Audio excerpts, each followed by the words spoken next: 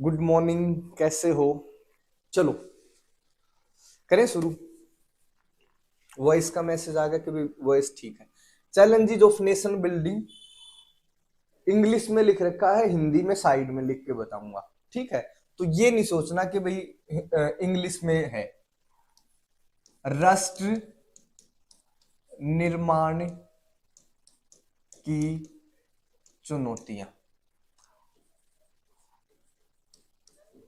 Copy pen, बस Hindi medium वाले एक काम कर लें अगर हो सके। जो अपने नोट्स है ना, बिल्कुल एज इट इज नोट्स जो आपको सेंड कर रखे हैं, जो आपने लिख रखे हैं, वो निकाल लो बस साथ में। इंग्लिश के मैंने एग्जैक्ट लिख रखे हैं, तो दिक्कत नहीं है कोई भी। करें शुरू। देखो, ये सबसे पहला जो टॉपिक है,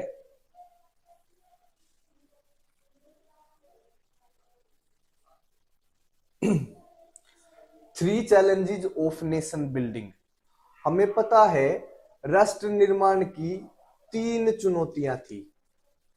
ठीक है, ये क्वेश्चन आ सकता है सबसे पहले तो। भाई कौन कौन सी तीन चुनौतियां थी? एक नंबर में, दो नंबर में। ठीक है,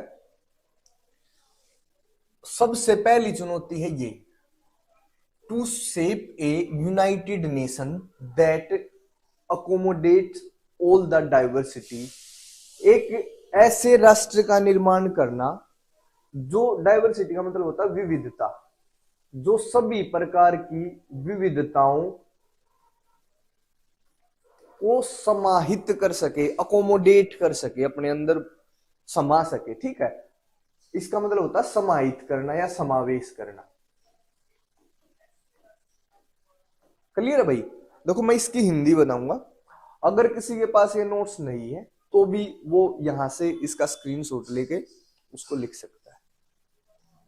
to shape a united nation that accommodate all the diversity, एक चैलेंज होगा। दूसरा जो चैलेंज है, ये मैं बताऊंगा ये क्या लिख रखा है, अभी जो देखना है अब है ये सेकंड। टू स्टैब्लिश डेमोक्रेसी, लोकतंत्र की स्थापना करना, लोकतंत्र की स्थापना करना। और जो तीसरा चैलेंज है, to ensure the wellbeing for every section of the society, समाज के प्रत्येक वर्ग का कल्याण सुनिश्चित करना, समाज के प्रत्येक वर्ग का कल्याण सुनिश्चित करना। इसकी हिंदी है ये। अगर नोट्स हैं आपके पास तो उसको निकाल लो, अदरवाइज मैं सीधा बता रहा हूं। सबसे पहला चैलेंज है एक ऐसे यूनाइटेड या एकता में बंधे देश का निर्माण करना जिसमें हर प्रकार की विविधता का समायोजन हो सके। दूसरा है लोकतंत्र की स्थापना करना, और तीसरा है समाज के प्रत्येक वर्ग का कल्याण सुनिश्चित करना। ठीक है। अब क्वेश्चन एक तो ये हो सकता है भाई, दो नंबर में पूछ दिया, सिर्फ आपने ये बता दिया कि भाई to shape united nation, establish democracy and to ensure wellbeing. ठीक है, उसके बाद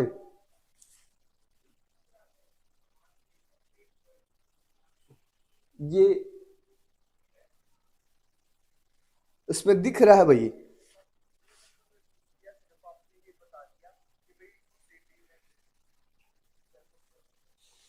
एक बार ये और चीज बताओ कि तुम देख पा रहे हो ये लिख, जो भी लिख रखा है ये क्लियर है, विजिबल है आप लोगों को? बस यहां तक इतना बड़ा हो सकता है, इसको इतना बड़ा कर लेते हैं। ठीक है,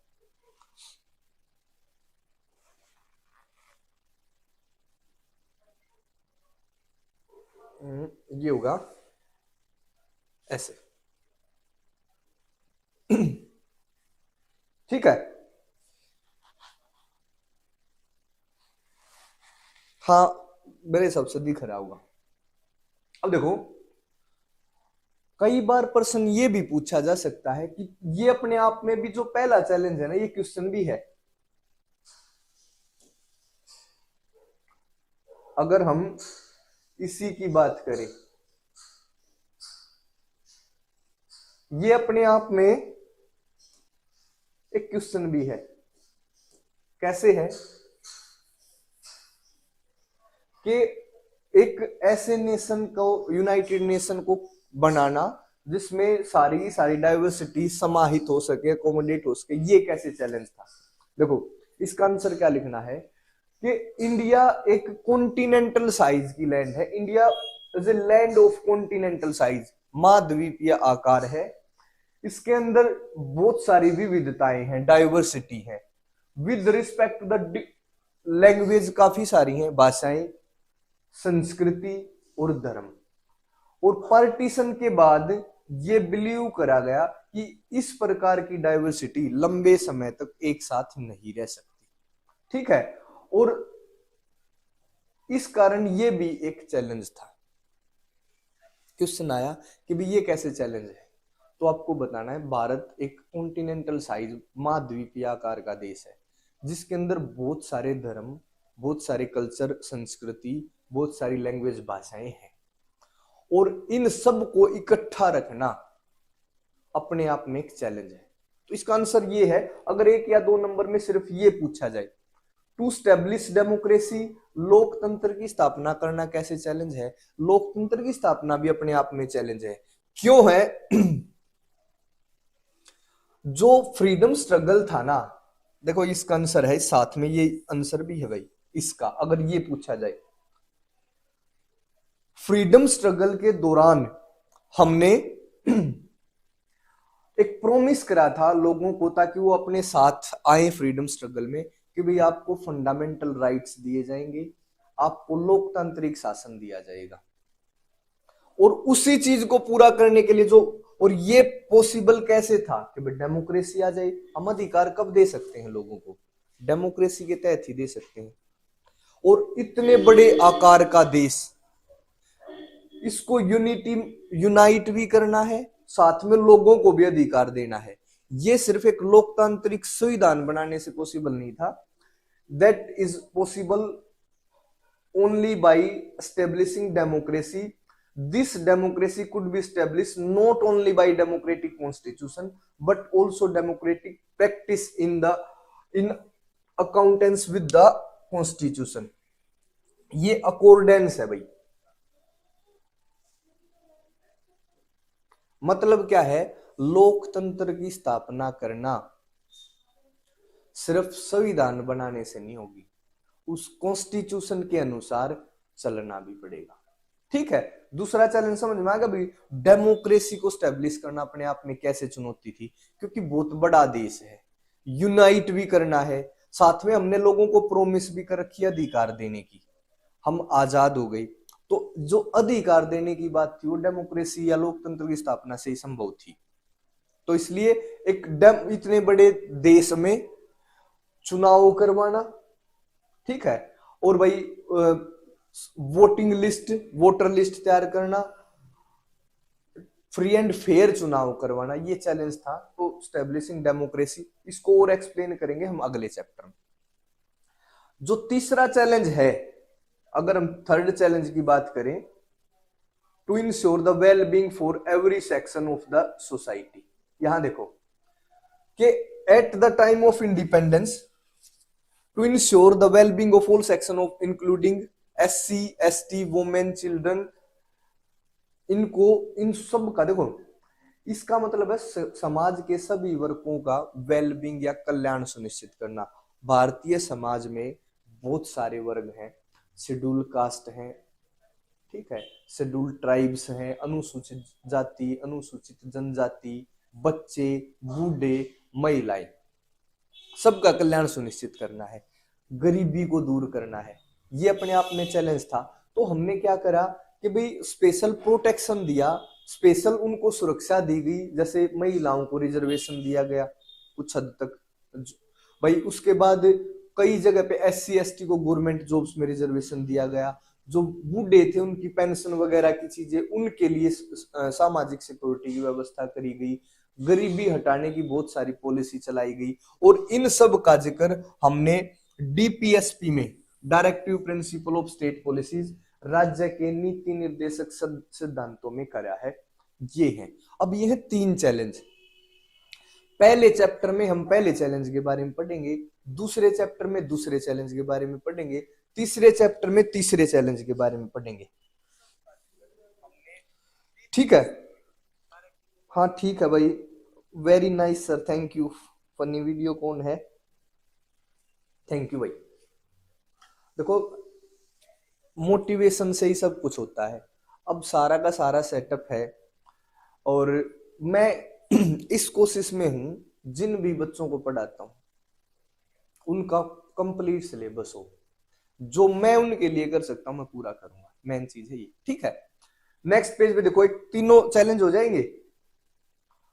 अब क्या है, टू नेशन थ्योरी एक कॉन्सेप्ट है, पूछा जा सकता है भाई द्विराष्ट्र सिद्धांत, क्लियर है?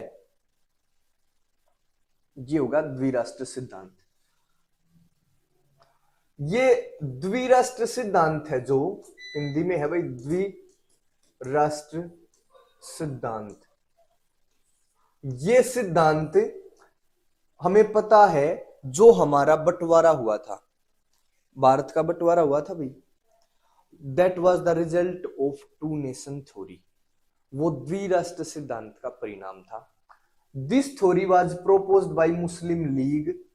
इस सिद्धांत को मुस्लिम लीग ने प्रस्तुत किया था। दूसरी लाइन ये है, according to this theory India is not a single country but it consist of two nations name India and Pakistan. इस सिद्धांत के अनुसार भारत या इंडिया एक सिंगल कंट्री देश नहीं है, इसमें दो देश हैं, ये दो देशों की भूमि है, एक भारत है एक पाकिस्तान। ठीक है, यही लिखना है जो ये लिख रखा है। ये थ्योरी एडवोकेट करती है the partition based on the religion and religious majority. ये सिद्धांत धर्म और धार्मिक बहुलता के आधार पर बंटवारे को एडवोकेट करती है कि बंटवारा धर्म और धार्मिक बहुलता के आधार पर होना चाहिए।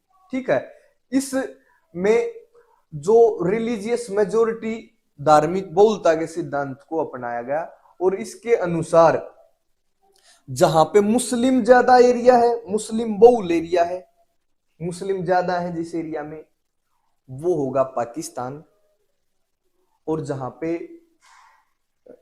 दूसरा जो बचेगा, जो रेस्ट ऑफ पार्ट बचेगा, वो होगा इंडिया। द्विराष्ट्र सिद्धांत के बारे में अलग से पूछा जा सकता भाई, इंपॉर्टेंट क्वेश्चन, इसको लिख लेना। क्यों इंपॉर्टेंट है भाई, यहां पे कमेंट्स आ जाती हैं बच्चों की। ठीक है, चलो देखो, हमें पता है भारत का विभाजन या बंटवारा द्विराष्ट्र सिद्धांत के आधार पर हुआ था। ये मैं हट जाता हूं यहां से, इसको देखते भी रहो, ये आंसर लिखना है, साथ में इसकी स्क्रीनशॉट ले लो या फिर जैसे भी अगर आपके पास है तो उसको ऐसे ही याद करना है। हिंदी में मैं बोल रहा हूं, ये थ्योरी मुस्लिम लीग द्वारा दी गई थी। तीसरा पॉइंट, इस थ्योरी ने धर्म और धार्मिक बहुलता को विभाजन का आधार बताया। इस थ्योरी के अनुसार जो मुस्लिम बहुल क्षेत्र है वो पाकिस्तान होगा, जो बाकी शेष क्षेत्र है वो भारत होगा। ये है द्विराष्ट्र सिद्धांत। क्लियर है, सिंपल सा है, इसको कर लोगे भाई हिंदी में भी और इंग्लिश में भी। देखो हिंदी में मैं बोल रहा हूं, इंग्लिश में लिख दिया, एक ही भाषा में लिखा जा सकता है, या तो हिंदी में लिख के इंग्लिश में बोलूं, बट ये आसान है, इंग्लिश में यहां लिख दिया, हिंदी में मैं बोल रहा हूं, साथ साथ में अगर किसी को लिखना तो लिख सकते हो। क्लियर है भाई, नेक्स्ट करें। Okay, process, problems, challenges of partition. देखो ध्यान से, सिंपल है क्वेश्चन है, आपको देख के ऐसा लगेगा पता नहीं क्या है, कितना बड़ा है, ऐसा कुछ नहीं इसमें भाई। ये है जब बंटवारा हुआ उसका क्या प्रोसेस था, उसके सेम है, तीन क्वेश्चन है ये भाई। प्रोसेस ऑफ पार्टीशन बताओ, प्रॉब्लम्स क्या फेस करी पार्टीशन के समय वो बताओ, चैलेंज क्या थे वो बताओ। प्रोसेस का मतलब है प्रक्रिया, इसकी पार्टीशन बंटवारे की प्रक्रिया बताओ, बंटवारे के समय क्या समस्याएं थी वो बताओ, बंटवारे के समय क्या चुनौतियां थी वो बताओ। अब इसके ये पॉइंट है, पहला दूसरा, तीसरा, ठीक है, ये है यहां पॉइंट। अब देखो क्या है, पहला पॉइंट क्या है, हमने पहले ही टू नेशन थ्योरी में कर लिया कि भारत में बंटवारे का आधार था रिलीजन एंड रिलीजियस मेजोरिटी, जिसके अनुसार जो मुस्लिम बहुल एरिया है वो पार्ट ऑफ पाकिस्तान होगा, रेस्ट जो बाकी बच गया वो इंडिया होगा। जैसे ये देखने में जितना सिंपल लग रहा था ना, सुनने में ठीक बात है भाई, जहां पाकिस्तान मुस्लिम ज्यादा है तो पाकिस्तान, जहां पे जो बाकी बच गया वो हिंदुस्तान। बट ये दिखने में जितना आसान था, एक्चुअल में इतना आसान नहीं था। क्यों था वो देखिए, ये है प्रॉब्लम, ये तो इसकी भूमिका है, वैसे ही लिख दिया। यहां से चैलेंज, प्रॉब्लम, प्रोसेस शुरू होगा, 1 2 3 4। देखो, there was no single belt of Muslim majority area in British India. जो ब्रिटिश इंडिया था ना, उसमें एक सिंगल बेल्ट नहीं थी भाई मुस्लिम मेजोरिटी की। आपको पता होना चाहिए, जैसे ये है हिंदुस्तान और यहां पे है ये एरिया है पंजाब का, ठीक है, और यहां पे है बंगाल का। इस दो हिस्सों में मुस्लिम मेजोरिटी ज्यादा थी। क्लियर है, मुस्लिम मेजोरिटी एक तो पंजाब वाले हिस्से में, जो आज का अपना पंजाब है, इसके पश्चिमी भाग में, और एक जो अपना पश्चिमी बंगाल है उसके पूर्वी भाग में मेजोरिटी ज्यादा थी। दो जगह मेजोरिटी ज्यादा थी, west of today's Punjab and east of today's West Bengal. एक यहां से एक छोटी सी बात समझो, जो पढ़े हैं उनको पता है कि जैसे भारत का मैप है, ये यहां पे पश्चिम है, ये पूर्व है, हम मान के चलो सेंटर में हरियाणा में, तो पश्चिमी बंगाल पूर्व में क्यों है पता है? भारत का मैप सबको पता है, उसमें ध्यान से देखो कि जो पश्चिमी बंगाल है, पश्चिम बंगाल पूर्व में क्यों है ना? ऐसा ही कैसे है, देखो, ये था पूरा बंगाल, ऐसे पहले ये बंगाल था, और बंगाल नाम था, ना पूर्वी बंगाल था ना पश्चिम बंगाल। जब भारत का बंटवारा हुआ तो इस बंगाल का भी बंटवारा हुआ। बंगाल का अगर बंटवारा करते हो तो ये कौन सा बंगाल हो जाएगा? ईस्ट बंगाल, और ये वेस्ट बंगाल। अब ये जो ईस्ट बंगाल था ये तो पाकिस्तान में चला गया, और जो ये वेस्ट बंगाल था ये अपने हिंदुस्तान में, तो इसलिए इसको वेस्ट बंगाल ही बोला गया। इसलिए भाई पश्चिमी बंगाल पूर्व में है, ये भी याद रखने योग्य बात है। और क्यों है ये आपको पता भी चलेगा भाई, इस कारण से है ये, ठीक है। दूसरा है, एक तो दो जगह पे कंसंट्रेशन ज्यादा था मुस्लिमों का, पंजाब में और बंगाल में। दूसरा, सभी मुस्लिम पाकिस्तान का भाग नहीं बनना चाहते थे। Not all Muslim areas wanted to be the part of Pakistan. इसका एक एग्जांपल ध्यान रखो, खान अब्दुल गफ्फार, जिनको फ्रंटियर गांधी, हिंदी में भी ऐसे ही लिखना भाई, फ्रंटियर गांधी के नाम से जाना जाता था। ये नॉर्थ वेस्टर्न फ्रंटियर प्रोविंस, उत्तरी पश्चिमी सीमांत, फ्रंटियर को हिंदी में अगर बिल्कुल एग्जैक्ट देखना तो सीमांत भी आ सकता है इसकी जगह, सीमांत गांधी के नाम से जाना जाता था। वो टू नेशन थ्योरी के अगेंस्ट थे, बट अंत में उनको पाकिस्तान में मिलना पड़ा। देखो, जो ये खान अब्दुल गफ्फार थे, ये गांधीयन थे, कांग्रेस के लीडर भी थे, ये टू नेशन थ्योरी के अगेंस्ट थे। अगेंस्ट होने का कारण क्या है? इनके अनुसार ये क्या चाहते थे कि भाई हमने सब ने मिलके इतने लंबे समय तक संघर्ष करा है, और आज जब हम आजाद हो गए तो आप अलग हो रहे हो, तो ये ठीक नहीं है। क्लियर है भाई? एक आध जगह भाई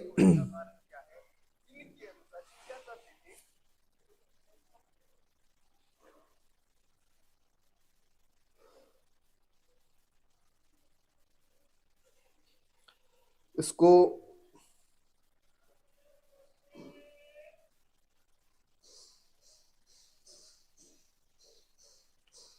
एक सेकंड, ठीक चल रहा है।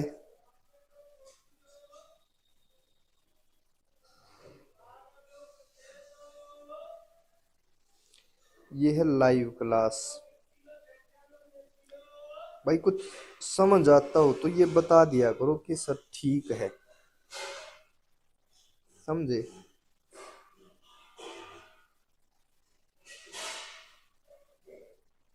चलो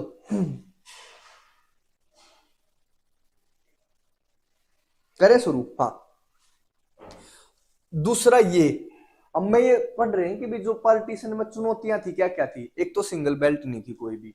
दूसरा, सारे के सारे मुस्लिम एरिया पाकिस्तान का पार्ट नहीं बनना चाहते थे। तीसरा, presence of large areas of non Muslim majority in Muslim majority province. देखो, मान लिया यहां भारत की बाउंड्री है, ये है पाकिस्तान, और इसमें है मुस्लिम मेजोरिटी, इसीलिए तो पाकिस्तान बना है भैया, यहाँ पे मुस्लिम मेजोरिटी है। बट इसमें भी कुछ एरिया ऐसे हैं, जैसे बीच में इस छोटे एरिया में क्या है, हिंदू मेजोरिटी। अब ये एरिया क्या करे, presence of non Muslim majority in Muslim majority area. Total पे तो मुस्लिम मेजोरिटी है, पर एक कुछ एरिया ऐसा जहां पे नॉन मुस्लिम है, जैसे ये। अब भारत है यहां, तो ये भारत से कैसे जुड़ेंगे, तो यहां की भी समस्या थी। ठीक है, तो जो गैर मुसलमान बहुलता वाले क्षेत्र में गैर मुसलमान भी कई क्षेत्र ऐसे थे जहां पे बहुमत में थे, और ऐसा पंजाब में भी था और बंगाल में भी था। यहाँ के जो लोग थे, पीपल ऑफ दीज एरियाज, यहाँ के लोगों को 14 और 15 अगस्त को भी नहीं पता था कि वो whether they were in India और इन पाकिस्तान, कि वो भारत में है या पाकिस्तान में। अब देखो, थ्योरी के अनुसार क्या है, जो मुस्लिम बहुल एरिया है पाकिस्तान है। अब ये एरिया, इसमें क्या है, हिंदू बहुलता। तो इनको आइडिया नहीं है कि भाई हम यहाँ छोटे से एरिया में भारत में माने जाएंगे या पाकिस्तान में, इनको नहीं पता था।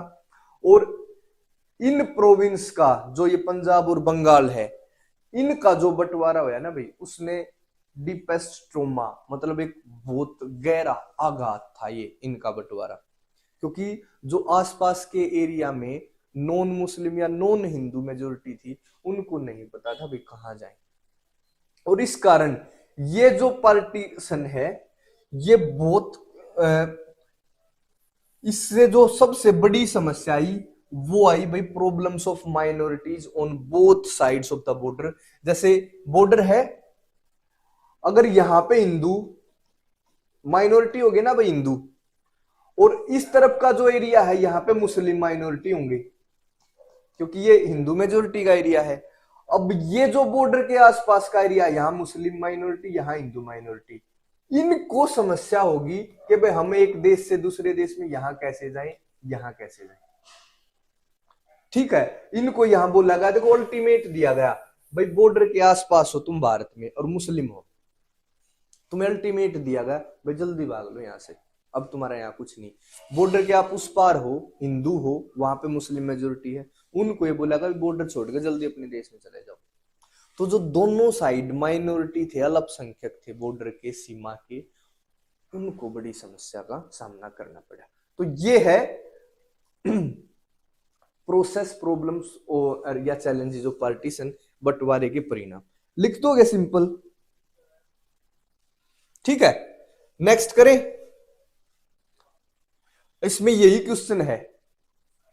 और एक नंबर में ये पूछा जा सकता है भाई, फ्रंटियर गांधी या सीमांत गांधी किनको बोला जाता था। ये पूछा जा सकता है एनडब्ल्यूएफपी की क्या फुल फॉर्म है। ये भी पूछा जा सकता है एक नंबर में कि किस किस स्टेट का बंटवारा हुआ था, पंजाब और बंगाल का। ठीक है, और भारत कब आजाद हुआ था, तो सबको पता होना चाहिए मेरे हिसाब से। अगर फिर भी नहीं है तो 15 अगस्त 1947 याद रख लेना। ठीक है, एक क्वेश्चन और याद रखना भाई, ट्रिस्ट विद डेस्टिनी, एक स्पीच है, एक नंबर में पूछा जा सकता है। नियति के साथ साक्षात्कार, नियति के साथ साक्षात्कार, ये स्पीच दिया था भाई जवाहरलाल नेहरू ने आजादी के समय, जिस टाइम हम आजाद हुए। और उसी स्पीच में इनका क्या क्या चैलेंज है, कैसे हमें इनसे पार पाना है, क्या कैसे हमने नेशनल मूवमेंट में हम इकट्ठा होकर लड़े हैं, और कब उम्मीदें हैं। कई सारे डर बताए, कई सारी उम्मीद बताई। तो ये नियति के साथ साक्षात्कार 14 अगस्त जैसे रात को हुआ, तो 15 अगस्त ही माना जाएगा। उस टाइम पे रात को ये स्पीच दिया था पंडित जवाहरलाल नेहरू ने, उसमें इन सारे चैलेंजेस का जिक्र करा गया था। ठीक है, ये क्वेश्चन हो जाएगा, सिंपल था। नेक्स्ट पे चले। ठीक है, कॉन्सिक्वेंसीज ऑफ पार्टीशन, विभाजन के परिणाम। लो भाई,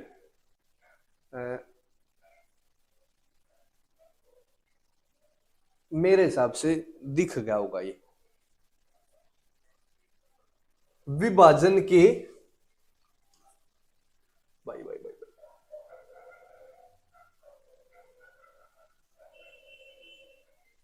ये रहे,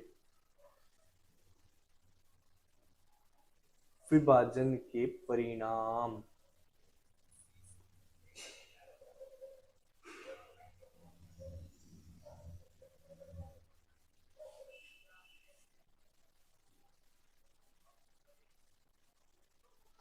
हो गया होगा, इतने तो बड़े हैं भाई, मेरे हिसाब से इसमें तो आ जाएंगे आराम से। विभाजन के परिणाम, अभी नो अभी आए हो। ओके सर, वाह भाई, देखो ध्यान से, देखो कोशिश है, समझ में आया आई। मैं ये अपनी मतलब ये मान लो भाई लास्ट कोशिश कर रहा हूँ तुम्हारे लिए, और लास्ट कोशिश का मतलब है कि एग्जाम आने वाले हैं, इसके बाद मैं इस चैप्टर को करवाऊंगा, तो फिर तो ये मान लो तुम अगले साल करोगे। अगले साल का मतलब है रिजल्ट खराब आना। ठीक है, रिजल्ट खराब नहीं आना चाहिए, यहाँ जो बता रहा हूँ वो ठीक है। एक और भी बात ध्यान रखनी है कि जो तुम्हारा अलग से एक मैं वीडियो बनाऊंगा, वो देखना। जैसे पॉलिटिकल साइंस के पेपर में जो भी छुट्टियां हैं बीच में, वे जो 4-5 दिन की छुट्टी है, वहां पे हमें क्या करना है, या फिर जितने भी दिन की छुट्टी है, I don't know about this, उस टाइम पे है ना, अभी कुछ मत छेड़ना। जो उस टाइम पे मैं करवाऊं, उस अभी जो करवा रहा हूं ना, ये करना है। उस टाइम पे हम क्या करेंगे, एक दिन तो लगभग 200 एमसीक्यू कर लेंगे, जितना भी पूरी पॉलिटिकल साइंस में है, कितने हिस्ट्री में है, लगभग 200-250 एमसीक्यू करेंगे एक एक नंबर के, और उम्मीद होगी भी उनमें से आए। फिर नेक्स्ट जो क्लास करेंगे अगले दिन, ठीक है, उसमें क्या करेंगे, जितने भी ये है ना picture based question, picture based लगभग 100-150 पिक्चर भी करेंगे कि भाई ये पिक्चर है, इस पे ये क्वेश्चन पूछा जा सकता है। ठीक है, एक दिन तीसरे दिन क्या करेंगे, जितने भी असर्शन रीजनिंग है, लगभग 50+ असर्शन रीजनिंग करेंगे, अभी कथन वाले, कारण और अभी कथन वाले। तो उसमें 50+ करने के बाद क्या होगा, आपको पता चल जाएगा इसका आंसर कैसे दिया जाता है। फिर एक दिन लगभग 15-20 हम पैराग्राफ करेंगे, पैराग्राफ से भी क्वेश्चन आते हैं ना, तो वो भी करेंगे। सबको है ना बता दो ये बात, जिसको भी जानते हो, जो भी 12th में, 10th और 12th दोनों का ऐसे ही करना है। तो जो भी है जानकारी में कहीं पे कोई ग्रुप में हो, फेसबुक ग्रुप में शेयर कर सकते हो, स्टेटस पे शेयर कर सकते हो, वैसे किसी को बता सकते हो, कुछ नहीं लगता। मैं यहाँ इतना बड़ा सेटअप लगा के बैठा हूँ, देखो कहाँ से कहाँ आता हूँ डेली। फिर उसके बाद अब जब ये पूरा चैप्टर हो जाएगा, चाहे 9 बजे हो, चाहे 8 बजे हो, चाहे 10 बजे, जब घर जाऊंगा, ठीक है, तो यहाँ पे थोड़ा सा ये करना ताकि वे ज्यादा से ज्यादा तक बच्चों तक ये पहुंचे। जो मेहनत है, देखो इसमें एक मान लिया 2-4 बच्चे पास हो गए इसको देख के, मैं चाहता हूँ कि और ज्यादा बच्चों तक पहुंचे ये चीज। ठीक है, चलो ये करनी पड़ती है सारी चीजें। चलो सुनो भाई, विभाजन के परिणाम है टॉपिक ये भी, कॉन्सिक्वेंसीज ऑफ पार्टीशन इंपॉर्टेंट है। एक तो ये है कि भाई विभाजन के क्या परिणाम थे।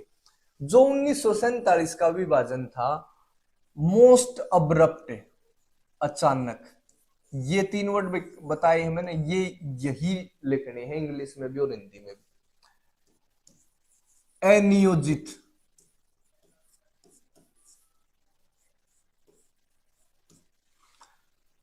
ट्रेजिक, इसको दुखदाई, विभत्स, भयंकर लिख सकते हो। ठीक है। Transfer of population in the history known, ज्ञात इतिहास का सबसे मोस्ट अब्रप्ट, क्योंकि पता नहीं था क्या होगा।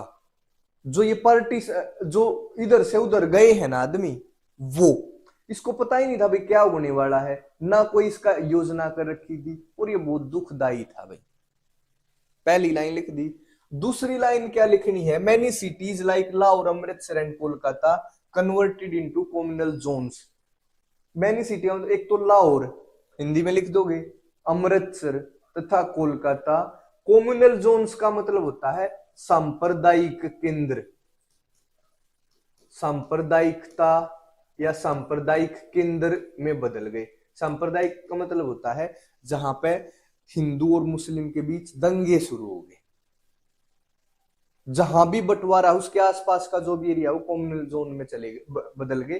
तो लाहौर और अमृतसर जैसे जो क्षेत्र थे वो कम्युनल जोन में कन्वर्ट हो गए, बदल गए। क्लियर है, सिंपल है ना बात।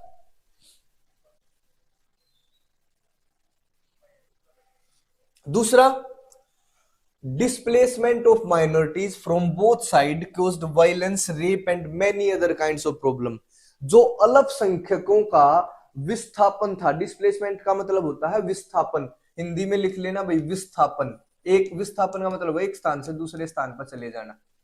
विस्थापन जो माइनॉरिटी का मतलब है अल्पसंख्यक, अल्पसंख्यकों का जो एक जगह से दूसरी जगह पे विस्थापन था, उससे हिंसा हुई, रेप, बलात्कार और बहुत अन्य प्रकार की समस्याएं पैदा हुई।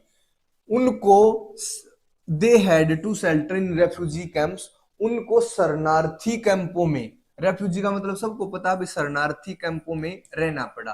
देखो अपने ही देश में जाके, जैसे वहां से हिंदू आए अपने देश में आ गए, वहां उन्होंने सारी अपनी प्रॉपर्टी छोड़ के आनी पड़ी। यहाँ पाए, यहाँ भी नहीं पता, यहाँ थोड़ा घर बना के रख रखे थे एकदम से, शरणार्थी कैंपों में रहना पड़ा। आप है ना अगर इस चीज को फील करोगे, ये अपने देश की बात है, ये सारी चीजें अपने पूर्वजों के साथ घटित हुई है। इसलिए है ना 12th पास करना कभी भी एनसीईआरटी का उद्देश्य नहीं होता। 12th पास होने से होगा क्या, हमें अपने इतिहास की जो भी हमारे देश के साथ घटित हुआ है, जो भी हमारे पूर्वजों के साथ घटित हुआ है, उसको संवेदनाओं के साथ समझना होता है। ठीक है। अपने देश में आए और शरणार्थियों की तरह रहना पड़ा। और ये जो पार्टीशन था ना, सिर्फ भू क्षेत्र का पार्टीशन नहीं था। The partition was not only a division of territory, ये भू क्षेत्र का ही पार्टीशन नहीं था, it was also A division of property, संपत्तियों का, आर्थिक जो एसेट्स हैं, वस्तुएं हैं, पुलिस का, रेलवे का, एम्प्लॉय का, और बहुत छोटी छोटी चीजों का भी पार्टीशन था। कोई कहीं पर कोई ऑफिस है, उसमें पता चला भाई ये चीज पाकिस्तान से आई है, वहां भेजो। पुलिस है भाई, तुम अब यहाँ पे पुलिस में काम कर रहे हो, पंजाब पुलिस में, फिर पता चला वो पार्ट दूसरा होगा तो पाकिस्तान पुलिस में होगा जो भारत पुलिस में था। भाई कोई एसी है, कोई टाइप राइटर है, कोई चेयर है, कोई कुर्सी, ये सारी की सारी चीजें देखी गई भारत में रखनी है पाकिस्तान में, या पाकिस्तान में रखनी है भारत में भेजनी। तो सारी चीजों का बंटवारा हुआ, इतना आसान नहीं गया भाई। उसके बाद it was a violent separation of communities, यह उन समुदायों का एक हिंसक अलगाव था जो सदियों से रहे हैं साथ में।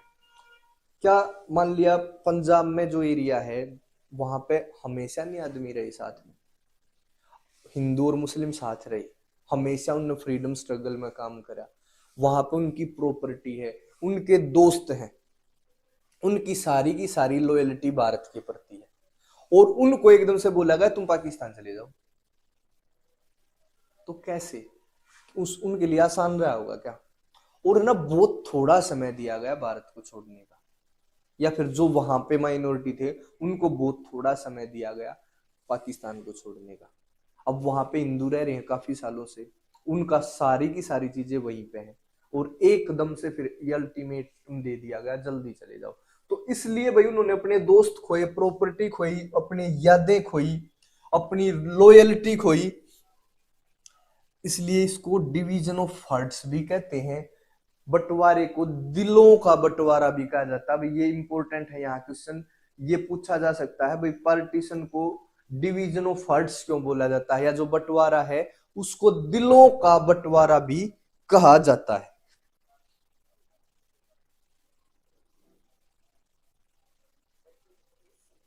ठीक है,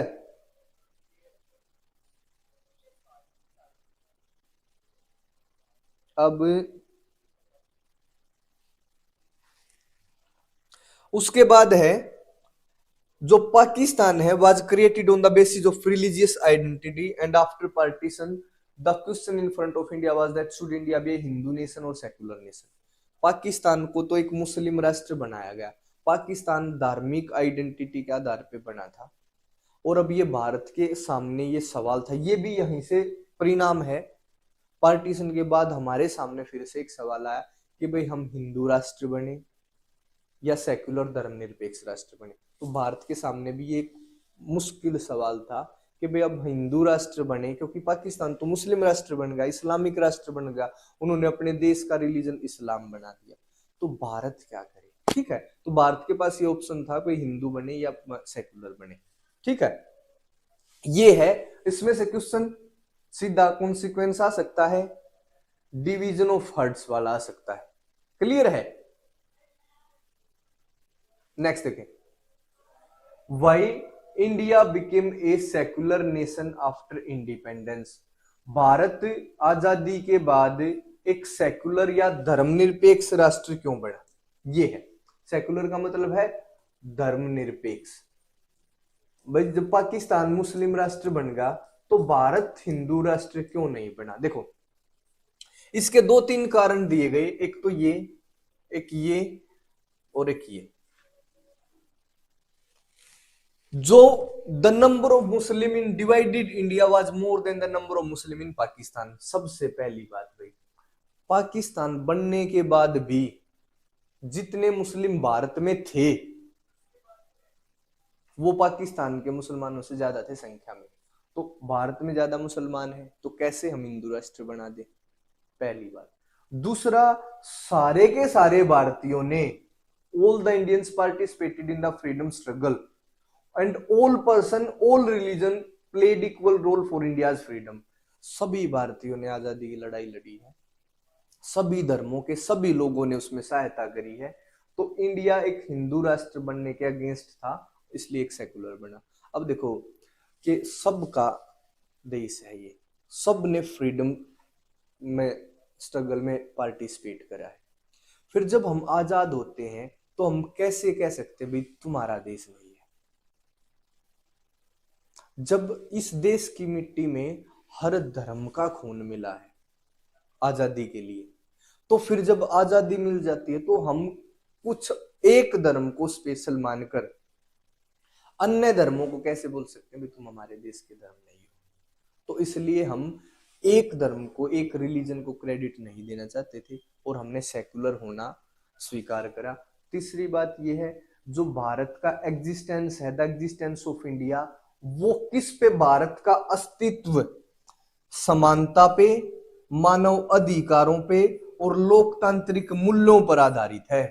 भारत है जो, जिसको हम भारत मानते हैं, वो समानता पे, ह्यूमन राइट्स, मानव अधिकारों पे और लोकतांत्रिक वैल्यू, लोकतांत्रिक मूल्यों पर आधारित है। और ये जो वैल्यू है इनके अनुसार सारे धर्म इक्वल हैं और इसलिए हम धर्मनिरपेक्ष राष्ट्र बने। सिंपल है, क्लियर है भाई। चले आगे।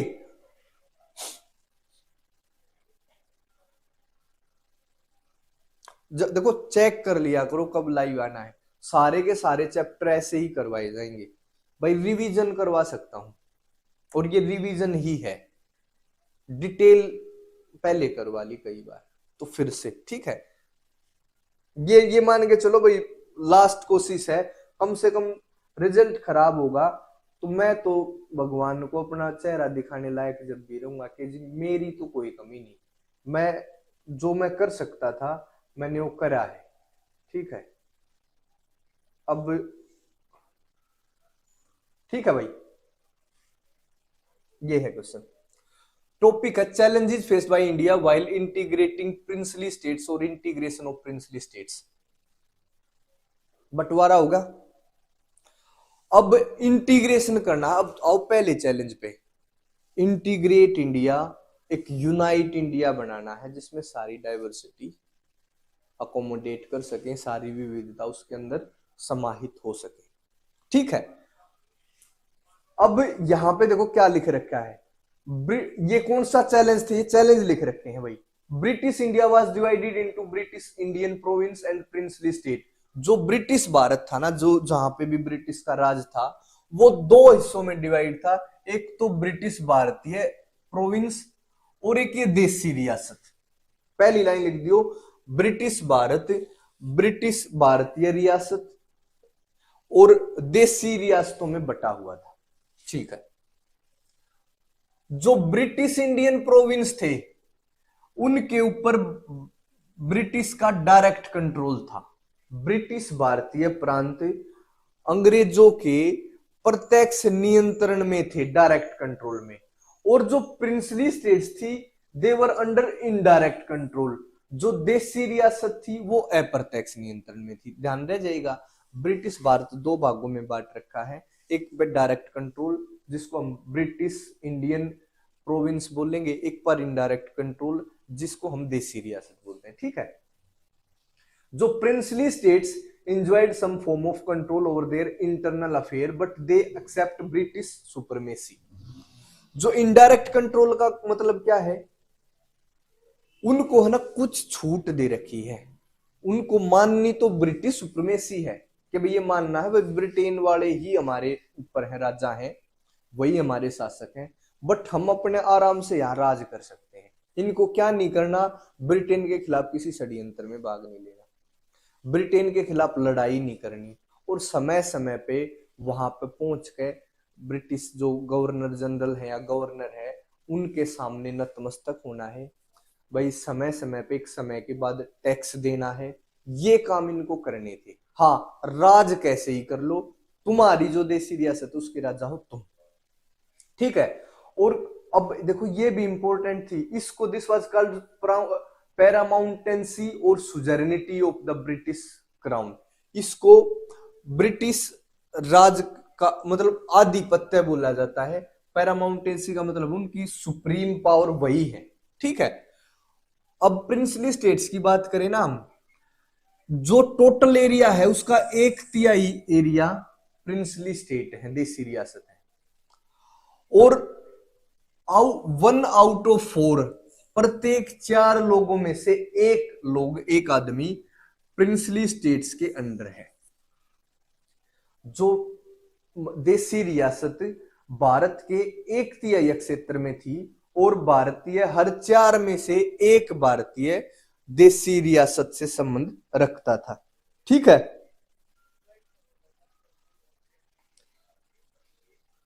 किस टाइम तक पढ़ाओगे ये चैप्टर? देखो 8 है, मतलब ये लगा लो ये तो कंप्लीट हमें कर लेना चाहिए।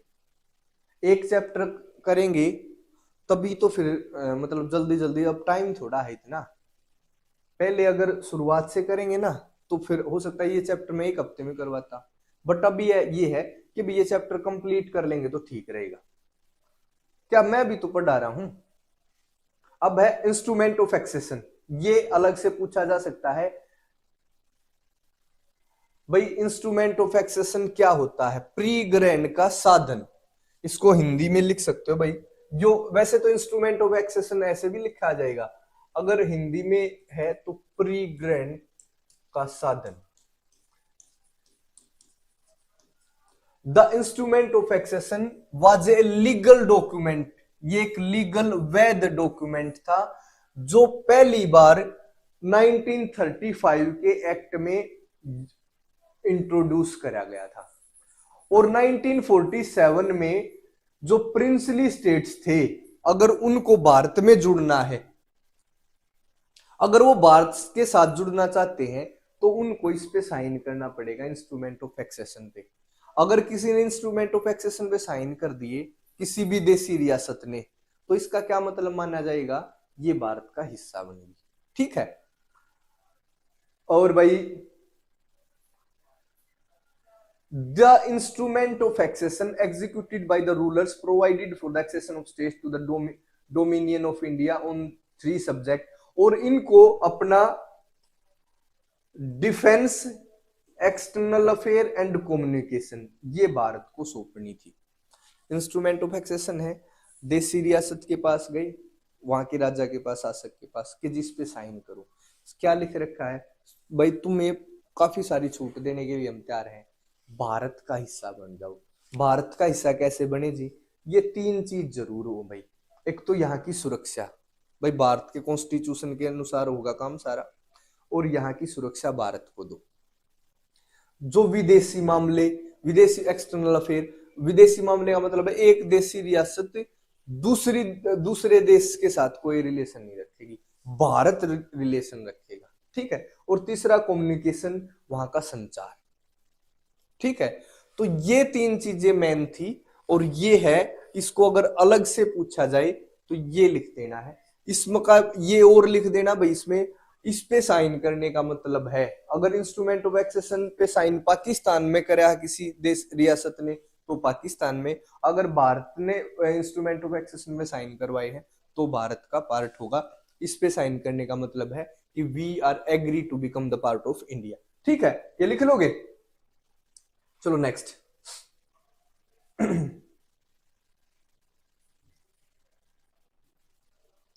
सरदार वल्लभ भाई पटेल जानते हो?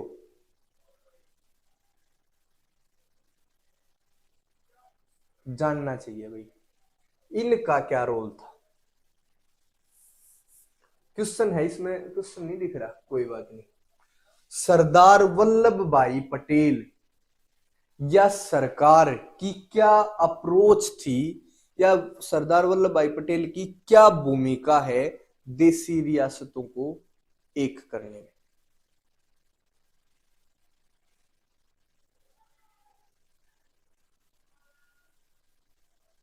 अरे ये थोड़ा सा यहां पे बच गया था,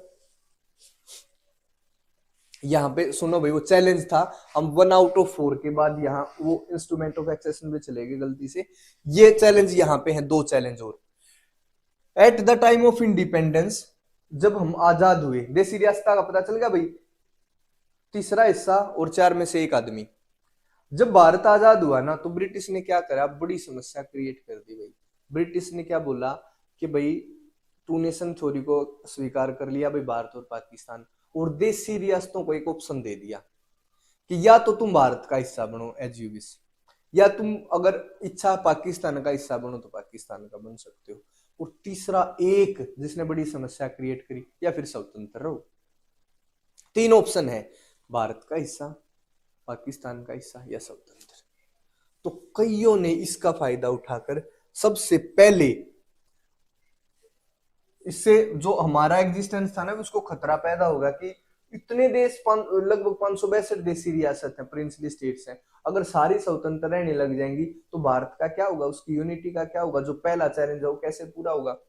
तो सबसे पहले जो त्रावणकोर का है, उसने अपनी इंडिपेंडेंस को अनाउंस करा कि मैं तो फ्री रहूंगा। फिर उसके बाद हैदराबाद के निजाम ने भी सेम अनाउंसमेंट करी, और फिर भोपाल के नवाब ने भी सेम अनाउंसमेंट करी। जब एक अनाउंसमेंट होगी फिर दूसरी फिर तीसरी, तो जो हमारा यूनाइटेड इंडिया का जो सपना था वो कहीं ना कहीं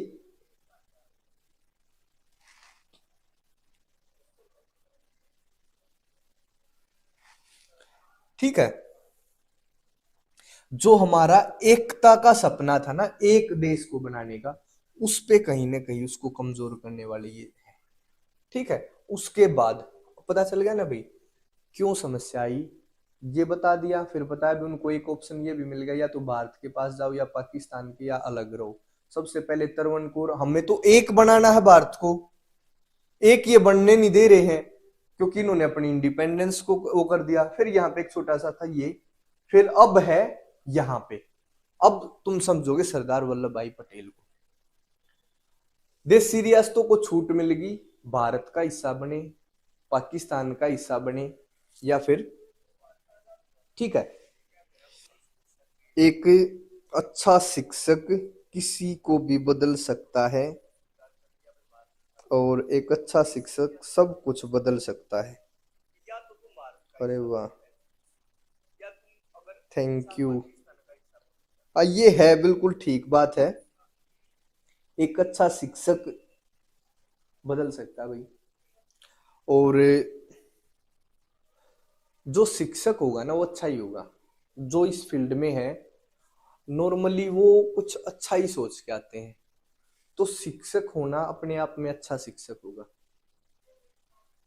और कोई भी अच्छा शिक्षक आप लोगों के कारण अच्छा है। नॉर्मली अगर आप अच्छे हो तो आपको शिक्षक भी अच्छे लगेंगे। जिन्होंने कमेंट करी है तो मुझे ऐसा लगता है कि वो खुद भी अच्छे हैं। ठीक है, मैं देख नहीं पा रहा ये कौन है, मैं इसको जानता हूँ या नहीं जानता, फिर बाद में चेक करूंगा। और फिर भी जिसने कमेंट करी अच्छी कमेंट है भाई। और अच्छे शिक्षक इसलिए हैं क्योंकि आप लोग अच्छे हो। ठीक है, चलो अब सरदार वल्लभ भाई पटेल की भूमिका देखनी है। जब ऐसी स्थिति में, जब देशी रियासत कोई भारत पाकिस्तान का हिस्सा बनना चाहती है, कोई इंडिपेंडेंट रहना चाहती है, तो उस समय में सरदार वल्लभ भाई पटेल हमारे पहले उप प्रधानमंत्री बने, डिप्टी प्राइम मिनिस्टर, और उनको गृह मंत्री भी बनाया गया, होम मिनिस्टर तो पहले थे। उन्होंने एक हिस्टोरिकल रोल प्ले करा भाई सारी देशी रियासतों को यूनाइट करने का। ठीक है, by his diplomacy and skillful persuasion, दो वर्ड हैं भाई याद रखने हैं। डिप्लोमेसी का है कूटनीति, और जो स्किलफुल परसुएशन का मतलब होता है कुशल अनुनय। परसुएशन का मतलब होता है मनाने की कला, इनको अनुनय बोलते हैं उसको एग्जैक्ट हिंदी में। मनाने की कला क्या होती है, इनको पता था कि भाई किसका तो कॉलर पकड़ना है जाके, किसके हाथ जोड़ने हैं, किसको थोड़ी बहुत छूट देनी है, सारी चीजों का पता था। कहां पे जनमत संग्रह करवाना है, कहां पर लोगों को भड़काना है राजा के खिलाफ, वहां के शासक के खिलाफ, किसको धमकाना है, किस पे अटैक करना है, बड़ा अच्छा ज्ञान था भाई सरदार वल्लभ भाई पटेल को। कि भारत के थे, मतलब भारत के फ्रीडम स्ट्रगल में पूरे भारत की यात्राएं करी, सारी देशी रियासतों की यात्राएं कर रखी थी, तो उनको पता है कहाँ पे कैसे काम करना है। तो इन्होंने अपनी डिप्लोमेसी और स्किलफुल परसुएशन, कूटनीति एवं कुशल अनुनय के द्वारा लगभग सभी देशी रियासतों को भारत का हिस्सा बना दिया। जो पटेल हैं, वो या चाहे भारत सरकार हो चाहे पटेल हो, पटेल का मतलब भारत सरकार ही है, इन्होंने जो भी काम करा ना वो तीन कंसिडरेशन, तीन बिंदुओं को सोच कर इन्होंने काम करा। पहला क्या था, पहला जो पॉइंट था जो इनके मन में था, जो इनको हिम्मत दे रहा था, जो इनको मोटिवेट कर रहा था, क्या था कि जो जितनी भी देशी रियासत है ना, in most of the princely state government was undemocratic and the rulers were unwilling to give democratic rights to the people. इनको पता था ज्यादातर देशी रियासतों में जो शासन है वो अलोकतांत्रिक है, और वहां के शासक उनको लोकतांत्रिक अधिकार देने के इच्छुक भी नहीं है। मान लिया हम है देशी रियासत, मान के चलो हम यहाँ के आदमी, और हमें देखा भाई भारत आजाद होगा, सारी देशी रियासत भी तो आजादी के लिए कोशिश कर रही थी, आदमी सब कर रहे थे भाई, राजा कर रहा है या नहीं कर रहा वो अलग बात। व्यक्ति जितने भी इंडिविजुअल्स थे उनकी कोशिश थी कि वे ब्रिटेन या ब्रिटिश भारत से बाहर चले जाएं। ठीक है, अब ये भारत की आजादी के लिए इन्होंने लड़ाई लड़ी, फिर आजाद हुए नहीं, सीधा का सीधा वो राजा वैसा ही बना रहा, उसके अत्याचार ऐसे ही चल रहे हैं। और भारत में लोकतंत्र की स्थापना की बात चल रही है, तो लोकतंत्र का मतलब है लोगों को अधिकार दिए जाएंगे। लोकतंत्र का मतलब अगर सरकार अच्छे से काम नहीं करती तो लोग उसको बदल सकते हैं, और हम यहाँ पे बैठे हमारे ऊपर ये राजा है। तो लोग क्या थे, वो खुश नहीं थे। सरदार वल्लभ भाई पटेल को पता था कि भाई जब हम जाएंगे ना तो लोग हमारे साथ होने की कोशिश करेंगे, ठीक है। और तो most of the people of princely states wanted to become the part of Indian union, भारतीय संघ का हिस्सा बनना चाहते थे इसमें से ज्यादातर आदमी, ठीक है। दूसरा क्या है, गवर्नमेंट है ना कुछ स्वायत्ता देने के पक्ष में थी। जैसे देखो तुम जयपुर जाओ या कहीं भी अगर तुम जाओगे जहां पे राजा थे, जोधपुर जाओ, वहां जो किले है ना, उस किले में कुछ हिस्सा आज भी वो राज परिवारों के लोग रहते हैं उसमें। वहां पे जो उनको गवर्नमेंट ने फैसिलिटी दे रखी है भाई, बिल्कुल हम तुम्हें खत्म करने के पक्ष में नहीं है, बट अब भारत आजाद हो गया है, अब कॉन्स्टिट्यूशन का राज चलेगा, संविधान के अनुसार शासन होगा, बट फिर भी हम आपको बिल्कुल जीरो पे नहीं लेकर आएंगे, हम कुछ न कुछ स्वायत्ता देने के पक्ष में है।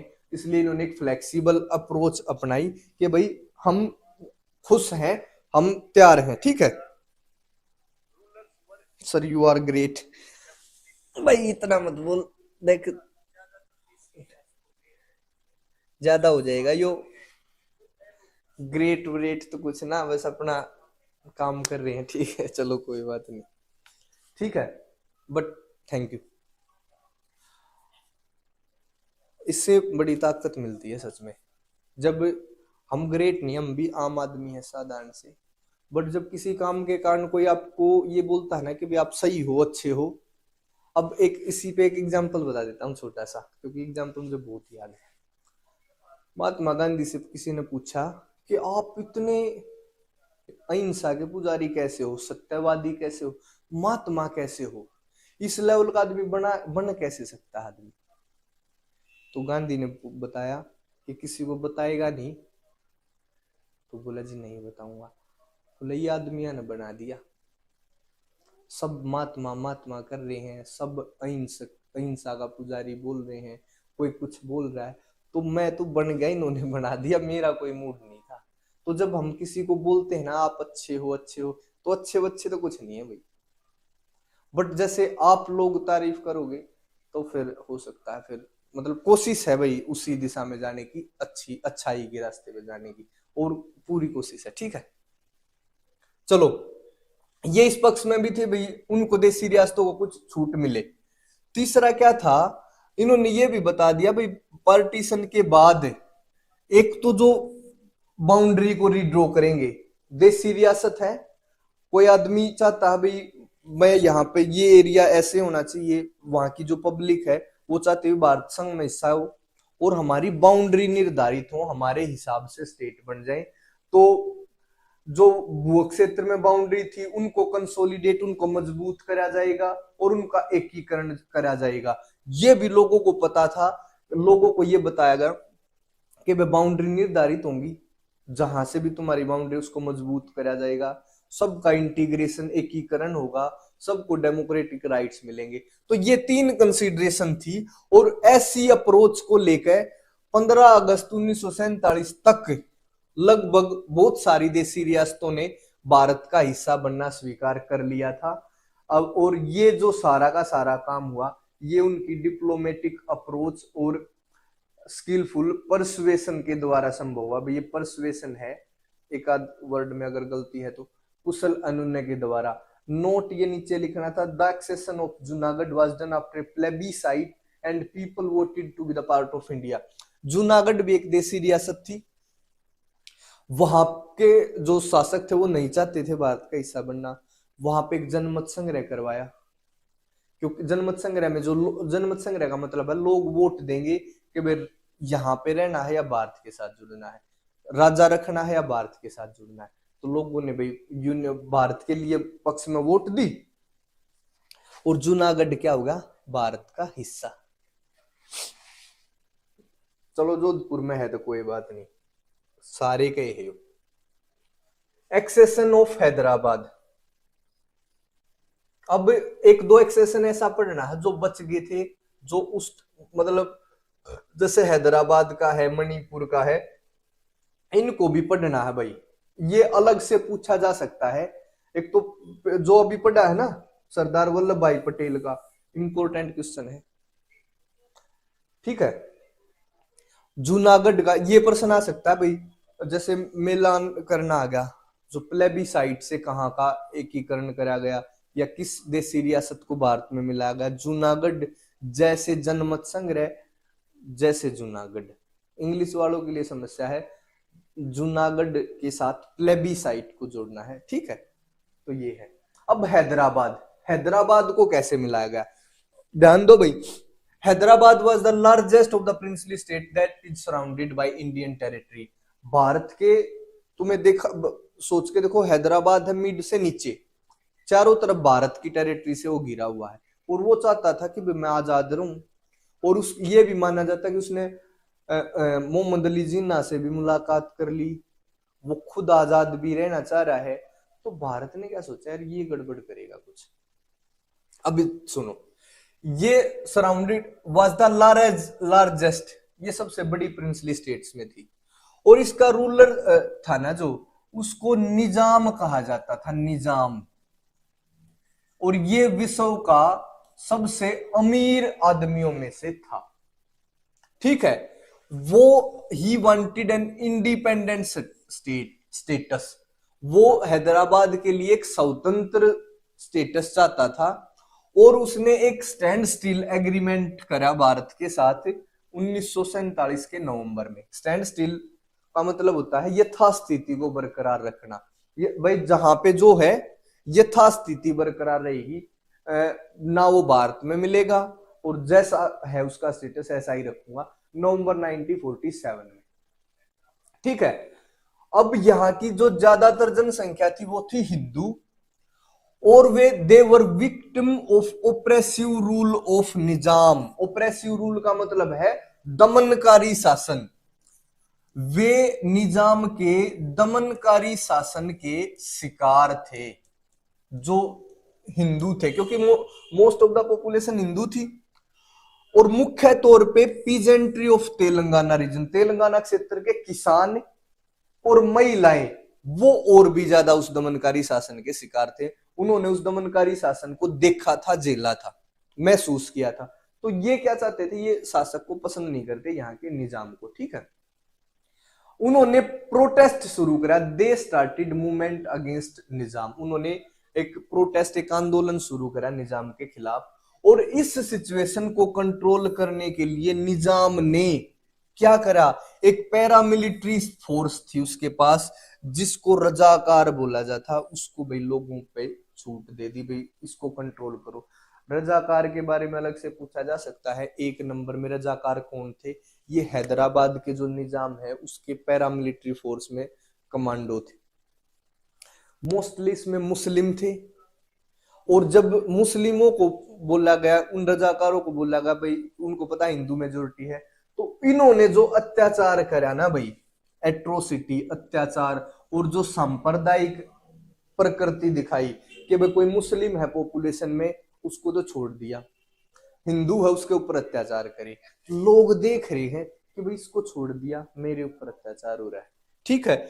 इसके कारण लास्ट में जो अपनी आर्मी है उसको इंटरफेयर करना पड़ा, कि भाई आर्मी भेजनी पड़ी। हमें पता था लोग ऐसे प्रोटेस्ट करेंगे, ये रजाकार सुन के ऊपर छोड़ेगा, फिर आर्मी, ये हमारा प्लान था, हमारे पटेल साहब का प्लान था, तो हमने आर्मी को भेज दिया।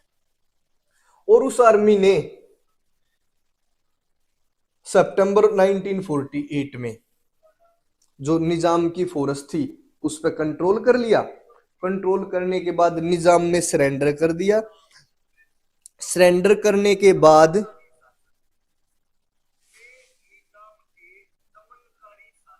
और सरेंडर कर दिया, और इस तरीके से हैदराबाद भारत का हिस्सा बन गया, ठीक है। सरेंडर कर देने का मतलब है आत्मसमर्पण, निजाम ने आत्मसमर्पण कर दिया, और इस प्रकार हैदराबाद भारत का एक अहम हिस्सा बन गया, एक अभिन्न हिस्सा बन गया, ठीक है भाई। हैदराबाद का एक्सेशन पूछा जा सकता है, एक तो ये टोटल, दूसरा एक एक नंबर में अगर पूछोगे कि भाई सितंबर 1948 में एक्सेशन हो गया था भाई भारत के साथ इसका। थोड़ा सा रजाकार्स के बारे में पूछा जा सकता है, ये भी पूछा जा सकता भाई हैदराबाद के शासक को क्या बोलते थे, निजाम बोलते थे, नवाब बोलते थे, राजा बोलते थे, क्या बोलते थे। तो ये ध्यान रखना भाई हैदराबाद के शासक को निजाम बोला जाता था। एक रजाकार से ध्यान रखना है, एक ये सितंबर 1948 ध्यान रखना है, ठीक है। ये लार्जेस्ट ऑफ प्रिंसली स्टेट थी और बस इतना ही है। टोटल भी एक एक नंबर के अगर क्वेश्चन आ जाते हैं तो वो भी क्लियर है। चले आगे, ओके। अब है एक्सेशन ऑफ मणिपुर। दो ही एक्सेशन है, एक तो ये हैदराबाद वाला था और एक है ये मणिपुर वाला। सिंपल सा है ये भी। अब इसमें भी बताऊंगा भी क्या क्या और पूछा जा सकता है। मणिपुर का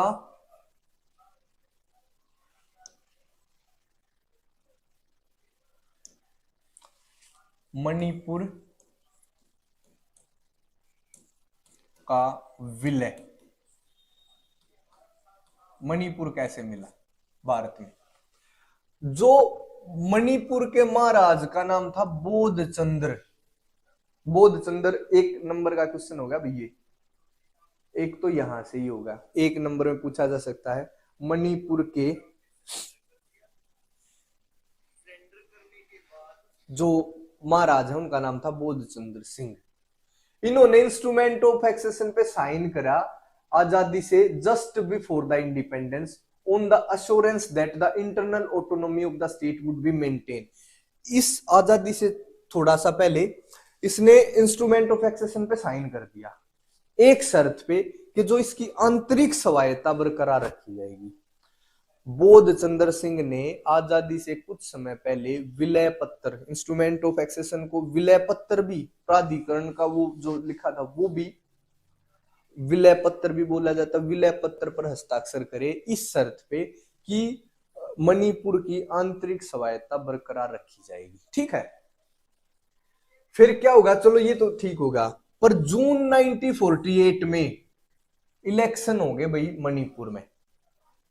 मणिपुर देखो यहाँ पे नोट लिख रखा है कि Manipur was the first state of India that held election based on universal adult franchise, जिसने सार्वभौमिक, जो सबसे पहले देखो सार्वभौमिक लिख ले, देखो सार्वभौमिक वयस्क मताधिकार, मतलब 18 साल से ऊपर का हर आदमी औरत को वोट देने का जो अधिकार होता है वो होता है सार्वभौमिक वयस्क मताधिकार, ठीक है।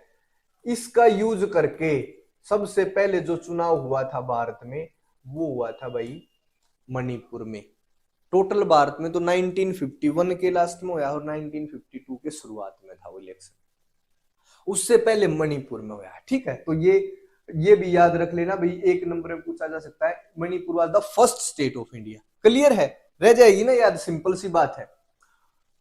तो जून 1948 में हुआ था ये भी भाई, कब हुआ, जून 1948 में, आजादी के अगले साल मणिपुर में हुआ अंडर पब्लिक प्रेशर। अब देखो राजा था और राजा के टाइम पर चुनाव होना तो राजा की सत्ता को खतरा नहीं है, तो भाई चुनाव होगा। और जो राज्य था, जो मणिपुर था, became a constitutional monarchy. Constitutional monarchy का मतलब होता है संवैधानिक राजतंत्र। संवैधानिक राजतंत्र, इसका मतलब क्या है, संविधान बना दिया और राजा को भी संविधान के हिसाब से चलना पड़ेगा। अब संविधान को ज्यादा पावर दे दी और जो इलेक्टेड लेजिस्लेटिव असेंबली थी, जो विधानसभा, जो संसद चुनी गई, उसके अंदर there were different views on the question of merger to India. उनमें जैसे ये आदमी जो पहले तो राजा की चलनी थी, अब चलेगी संसद की जो चुने गए हैं। अब इसमें कई सारे ग्रुप हैं, कोई कह रहा भी भारत का हिस्सा बने, कोई कह रहा भारत का हिस्सा ना बने, ठीक है, ऐसा है। और सितंबर 1949 में फिर क्या करा भाई, ना तो ये भारत का हिस्सा बन रहे हैं ना स्वतंत्र हो रहे हैं, अलग अलग पॉइंट ऑफ व्यू है, कभी भारत के पक्ष में बात चल रही है, कभी भारत के अगेंस्ट में चल रही है। पटेल जी नजर रख रहे हैं कि भाई ये चल क्या रहा है, ऐसे तो मणिपुर हाथ से निकल जाएगा, क्योंकि जब उनके ऑप्शन है, पास है ऑप्शन कि मैं अलग रहूं, तो भाई मणिपुर भी अलग ही देश रहना की कोशिश करेगा। तो सितंबर 1949 में सरदार वल्लभ भाई पटेल ने इनको बुलाया, बोध चंद्र को, कि भाई यहाँ आओ दिल्ली एक बार बात कर लेंगे। तो बोला जी क्या बात करनी? कुछ नहीं, बस ऐसे खाना वाना खा लेंगे, बात क्या करनी है, और सब ठीक है। तो बुला लिया। बुलाने के बाद वो भाई लेका वो कागज, क्या वो बोध चंद्र बोला जी क्या, किस चीज के कागज है? कोई छोटा सा है एक इंस्ट्रूमेंट ऑफ एक्सेशन, उस पे साइन करने हैं। तो राजा बोला जी साइन वहां पे तो वो संसद जो चुन रखी है हमने, वहीं पे तो चलेगी बात, वो अगेंस्ट है। तो बोला जब सरदार पटेल बोले जब वो अगेंस्ट है तो मैं क्या करूं? एक जगह से तो बुरा बनना पड़ेगा, यहां से या यहां से, या तो अपनी सभा से बन लो या मेरे से बन लो, और मेरे से बुरा बनना थोड़ा ज्यादा खतरनाक है। उसने जल्दी साइन कर दी कि जी होगा, ठीक है। अब उन्होंने महाराज देखो, in September 1949 Indian government pressurised the maharaja to sign merger agreement. Pressurised, दबाव डाला, without consulting the elected legislative, जो चुने हुए आदमी उनसे कंसल्ट भी नहीं करनी, और मणिपुर को अपने में मिला लिया। देखो क्या होगा, सरकार बन गई भाई, संविधान भी बन गया, और मतलब राजा भी बना रहा, मोनार्की भी बन गया, राजा, संवैधानिक राजतंत्र। अब जो इसमें डिसीजन लिए जाएंगे ना, ये जो चुने हुए व्यक्ति लेंगे बैठ के। अपने देश में भी सोचो, और यहां पर बैठा है राजा, साइन राजा के होंगे। अपने देश में राष्ट्रपति की सोचो, राष्ट्रपति कानून नहीं बनाते, कानून बनाती है संसद, राष्ट्रपति उसके ऊपर साइन करते हैं, बट जब तक वो साइन नहीं करेंगे ना तो कानून मानना नहीं जाएगा। ऐसे ही राजा था, वहां कानून बनाएगी वहां की लेजिस्लेटिव असेंबली, साइन सबसे इंपॉर्टेंट राजा के थे। अगर राजा ने गलत भी साइन कर दिया तो ये माना जाएगा कि भाई मणिपुर के ही साइन हो गई। तो राजा को बुला लिया, हमें उस लेजिस्लेटिव असेंबली का क्या करना था, साइन तो भाई साहब के चलने थे, बोध चंद्र साहब जी के। तो उनको बुलाया और उनको प्रेशराइज करा, भाई हाँ अभी साइन करो, और लेजिस्लेटिव असेंबली से कोई कंसल्ट नहीं करना। पटेल साहब को पता था कि भाई कैसे काम करवाना है। हाँ, बट आज भी जो ये मर्जर है इसके कुछ प्रभाव देखे जा सकते हैं भाई, लोगों की क्रोध और अशांति जो उनके मन में आज भी है। कहीं कहीं देखोगे आप, आजादी के बाद भी मणिपुर में कुछ रिसेंटमेंट या एंगर के रूप में चीजें सामने आती रही है, ठीक है, वो आती रहेंगी, वो देख लेंगे बाद में, इतनी कोई बड़ी बात नहीं है। तो मणिपुर अपना हिस्सा होगा। हिस्ट्री के इंपॉर्टेंट क्वेश्चन भाई जरूर जरूर जरूर जल्दी ही, जब जो हिस्ट्री के पेपर में जो छुट्टी है ना उसके बीच में देखो, इंपॉर्टेंट चाहे हिस्ट्री के 1 नंबर के हैं भाई, चाहे उसके मैप है, या फिर हिस्ट्री में जो पिक्चर बेस्ड है, या फिर असर्शन रीजनिंग पैराग्राफ है, जब हिस्ट्री का पेपर के बीच की जो छुट्टी होंगी 5 दिन में वो भी करा जाएगा। इसके अलावा भी जो तुम कर रहे हो ऐसे ही इंपॉर्टेंट हर चीज करवाई जाएगी। नोट्स पढ़ने हैं अगर अच्छे हैं तो, दूसरी चीज जो पढ़नी है सिर्फ और सिर्फ बुक, ये बुक में से ही है, बुक की ही भाषा है, ऐसा नहीं है भाई ये कुछ अलग से बना रखे हैं, सिंपल सी सारी चीजें हैं। Challenges of reorganisation of states. अब सारी देशी रियासत मिल गई, सारी देशी रियासत भारत का हिस्सा बन गई है, क्लियर है, अब ज्यादा प्रॉब्लम नहीं रही। उसके बाद भी क्या चैलेंज है अब भी कोई? अब एक चैलेंज रहेगा भाई, challenges in reorganisation of state. अब था जो सारी देशी रियासत भारत में भी बन गई, अब स्टेट बनाने हैं उसकी, जो उनकी बाउंड्री का निर्धारण करना है, उनकी कहां कहां कौन सा स्टेट कितना बड़ा होगा, कौन सा एरिया किस स्टेट में देना है, भाषा के आधार पर स्टेट बनाना है, रिलीजन के बेस पर स्टेट बनाए, या किसी तीसरे चीज पे, या फिर प्रशासनिक सुविधा के अनुसार स्टेट बनाए, या सारी देशी रियासत जो छोटी बड़ी उन सबको स्टेट बनाए रहने दे। ये चैलेंज था। तो ये क्वेश्चन है कि राज्यों के पुनर्गठन की चुनौतियां, राज्यों, रीऑर्गेनाइजेशन होता है कि पुनर्गठन में जो चुनौतियां आई हैं वो पुनर्गठन की चुनौतियां, ठीक है। इवन आफ्टर द पार्टीशन, ये उसकी चुनौती है, देखो। Even after the partition and integration of princely state the process of nation building faced challenge to draw the internal boundaries of Indian state. मतलब देश के बंटवारे के बाद और देशी रियासतों के एकीकरण के बाद भी नेशन बिल्डिंग का काम पूरा नहीं हुआ है, यूनिटी का काम पूरा नहीं हुआ है। एक चैलेंज और है, जो आंतरिक सीमाओं को ड्रॉ कैसे करा जाए स्टेट की। आंतरिक सीमाएं भी तो है, अब ये देश छोड़ के चले गए, देशी रियासत भी अपनी, अब स्टेट बनाने हैं। 562 तो स्टेट नहीं बना सकते, तो कई सारी देशी रियासतों को मिला के एक स्टेट बनाना पड़ेगा। कोई देशी रियासत चाह रही है मुझे इस स्टेट में नहीं रहना, दूसरे स्टेट में रहना है। कोई देशी रियासत चाह रही जी हमें भाषा के आधार पर बना दो, कोई कुछ। तो ये एक चैलेंज था, ठीक है। The challenge was to draw boundaries such that linguistic and cultural plurality, भाषाई और सांस्कृतिक बहुलता दिखे। देखो क्या है, अपनी डाइवर्सिटी है और हम किसी भी कीमत में डाइवर्सिटी से समझौता नहीं करना चाहते। हम नहीं चाहते कि भाई डाइवर्सिटी अफेक्ट पड़े, तो हम चाह रहे थे सारे धर्म जातियों के लोग, सारे कल्चर के लोग, सारी भाषाओं के लोग एक साथ रहे।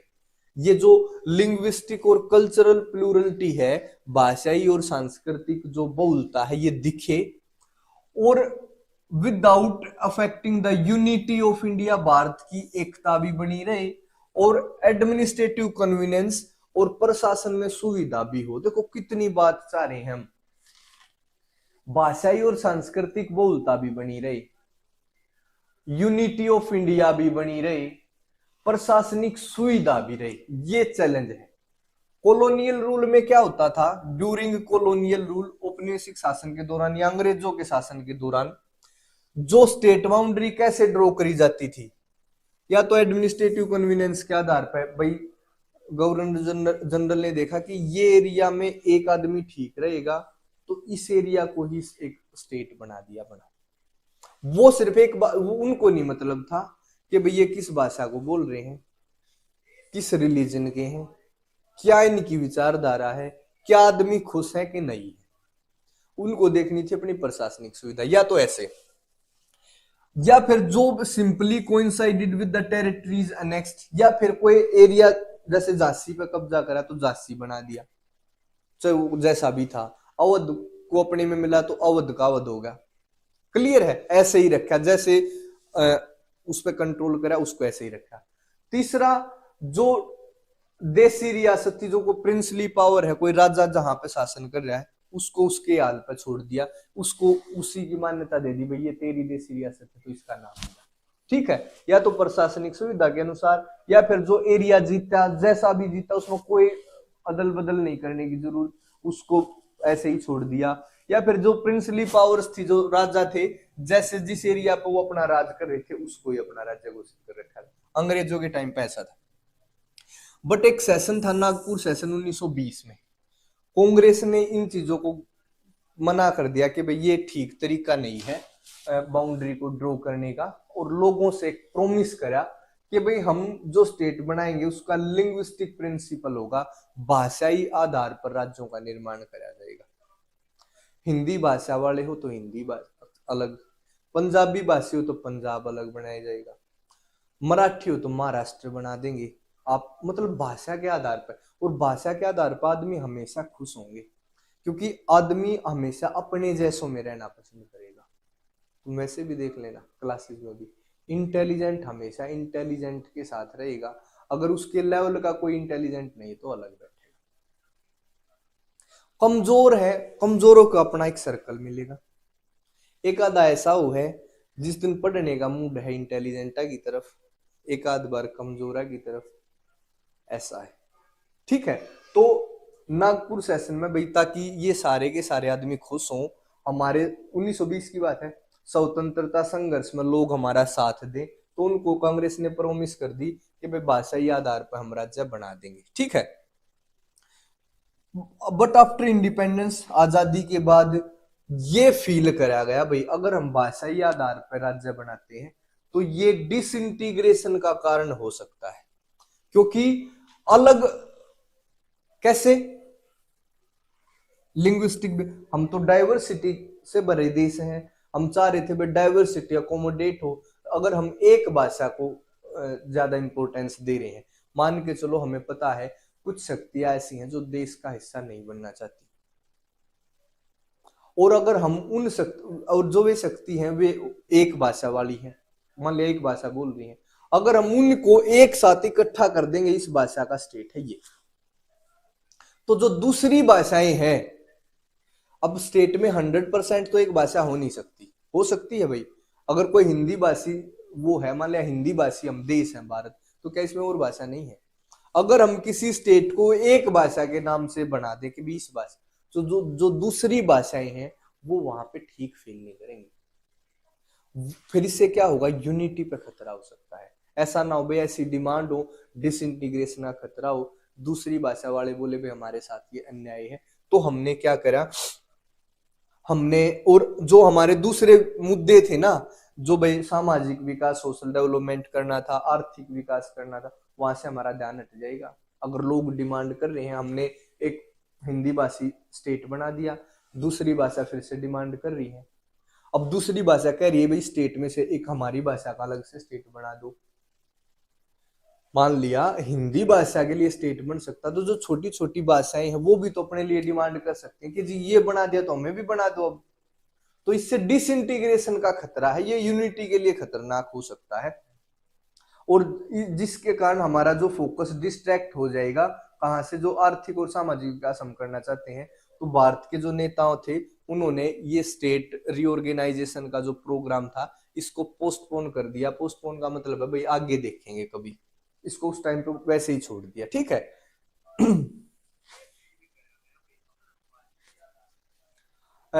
समझ में आएगा, ये रीऑर्गेनाइजेशन ऑफ स्टेट में चैलेंज है ऐसे। Next, formation of Andhra Pradesh और movements for formation of linguistic state. Simple सा टॉपिक है, आंध्र प्रदेश कैसे बना, या फिर भाषा के आधार पर राज्यों का निर्माण होने के लिए कैसे आंदोलन चले। अब कांग्रेस ने तो इसको भाई छोड़ दिया, कांग्रेस ने पोस्टपोन कर दिया कि भाई अभी नहीं करते। इसमें भी पहला लाइन, क्योंकि 1920 में कांग्रेस ने प्रोमिस करा था लिंग्विस्टिक प्रिंसिपल पर स्टेट बनाने का। तो after independence local leaders and people demanded to draw boundaries on linguistic base. वादा कर रखा था, आजाद हो गए तो लोग तो डिमांड करेंगे भाई तुमने वादा करा था, तुमने बोला था कि भाषा के आधार पर राज्य बनाऊंगा, तो डिमांड शुरू होगी। स्पेशली जो जहां पे एक मद्रास प्रोविंस, मद्रास प्रांत, वहां का जो तेलुगु स्पीकिंग एरिया है ना, मद्रास प्रांत के तेलुगु भाषी क्षेत्र में ये डिमांड कुछ ज्यादा थी, मद्रास प्रांत के तेलुगु भाषा में। इस प्रांत में आज का तमिलनाडु, आंध्र प्रदेश का कुछ पार्ट, केरल और कर्नाटक आते हैं। बड़ा प्रांत था भैया, आज के कर्नाटक, केरल, आंध्र प्रदेश का पार्ट और तमिलनाडु उस मद्रास प्रांत में है। और जो इसमें तेलुगु भाषी लोग थे वो बोले कि हमारे लिए अलग स्टेट बनाओ भाई तेलुगु भाषियों के लिए, तुमने वादा कर रखा था। फिर दिस मूवमेंट, ये ऐसे लिखा जाएगा, दिस मूवमेंट, इस आंदोलन को विशालांध्रा मूवमेंट बोला गया। सॉरी भैया गलती है छोटी सी, विशाल आंध्र आंदोलन, विशाल आंध्र आंदोलन बोला गया, जिनके जो लीडर थे पोट्टी श्रीरामुल्लू, नाम है ये, जैसा नाम है भाई वही बताना पड़ेगा, पोट्टी श्रीरामुल्लू। इसको श्री राम मुल्लू, राम और उल्लू अलग अलग नहीं है, श्री रामुल्लू है ये, जो कांग्रेस के नेता भी रहे हैं गांधीयन है, गांधीवादी है, उन्होंने डिमांड करी तेलुगु स्पीकिंग जो एरिया है उसको मद्रास प्रांत से अलग करके एक अलग आंध्र प्रांत की स्थापना करनी चाहिए। इसने मूवमेंट शुरू करा इस नेता ने। सरकार ने नहीं मानी भाई, 56 दिन हो गए, व्रत करा, इंडेफिनेट अनिश्चितकालीन व्रत, और 56 दिन के बाद इनकी होगी डेथ। और उसकी डेथ के कारण आंध्र का जो रीजन था उसमें वायलेंस फैल गई, अशांति फैल गई, क्योंकि जब नेता गुजर गया और भूख से हड़ताल से मरा है, उसके बाद फाइनली हमारे प्राइम मिनिस्टर ने आंध्र प्रदेश की स्थापना की घोषणा करी दिसंबर 1952 में, और ये 1953 में बन गया। इसमें ये क्या है, ये फर्स्ट स्टेट है जो क्वेश्चन है, देखो फर्स्ट स्टेट जो लिंग्विस्टिक बेस पर बना है, भाषाई आधार पर बनने वाला आंध्र प्रदेश पहला राज्य है, क्वेश्चन पूछा जा सकता है। इसका नेता क्या नाम था, श्री रामुलु। किस आंदोलन से जुड़े थे, विशालांध्र आंदोलन से। विशालांध्र आंदोलन क्या डिमांड कर रहा था, मद्रास प्रांत से, ये एक नंबर के भी बता रहा हूं उसमें, मद्रास प्रांत से तेलुगु भाषाई बोलने वालों के लिए एक अलग आंध्र रीजन बनाया जाए, आंध्र प्रदेश बनाया जाए। उस समय मद्रास प्रांत में कौन कौन से शामिल थे, तमिलनाडु था, केरल था, कर्नाटक था, और कुछ पार्ट आंध्र प्रदेश का था। एक एक नंबर के पूछे जा सके। कब इसकी घोषणा करी, दिसंबर 1952 में। बना कब, 1953 में। कांग्रेस का जो 1920 का नागपुर सेशन कब हुआ, 1920 में नागपुर में हुआ था। ठीक है, ये है, कर लोगे भाई। इसमें एक एक नंबर के भी बता दिए, जो एक नंबर का उसको अपना लिख लेना, कैसे लिखना है वो तुम्हारी मर्जी है, जैसे तुम्हें आसान लगे ना उस हिसाब से लिख लेना। ठीक है,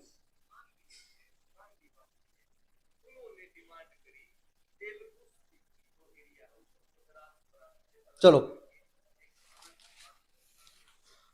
ये अगर देखो कमेंट कर रहे हो, काफी खुशी की बात है। और एक और चीज, एक वो लाइक भी कर दो भाई। ये सारी आदत है ना, जैसे हम वीडियो देखा, हम भी कोर्स देखा करते भाई, टीचर से पढ़ा करते, तो टीचर बार बार कहते कि लाइक कर दो, लाइक कर दो, तो लाइक कर दिया करते हम। अगर इतना डिफरेंट मानते हो, अच्छा मानते हो, और ऐसा लग रहा है कि भाई हाँ कुछ समझ में आ रहा है, तो लाइक करने में कुछ नहीं जाता। लाइक का मतलब पसंद तो है कि भाई ठीक है, समझ गए। चलो नेक्स्ट करें। ये है स्टेट रीऑर्गेनाइजेशन कमीशन, सिंपल सा है, अलग से पूछा जा सकता है। राज्य पुनर्गठन आयोग, राज्य पुनर्गठन आयोग, पुनर्गठन आयोग। जब आंध्र प्रदेश बना भाई, आंध्र प्रदेश बना दिया, नेहरू जी ने घोषणा कर दी कि भाई आंध्र प्रदेश को हम बना दे रहे हैं।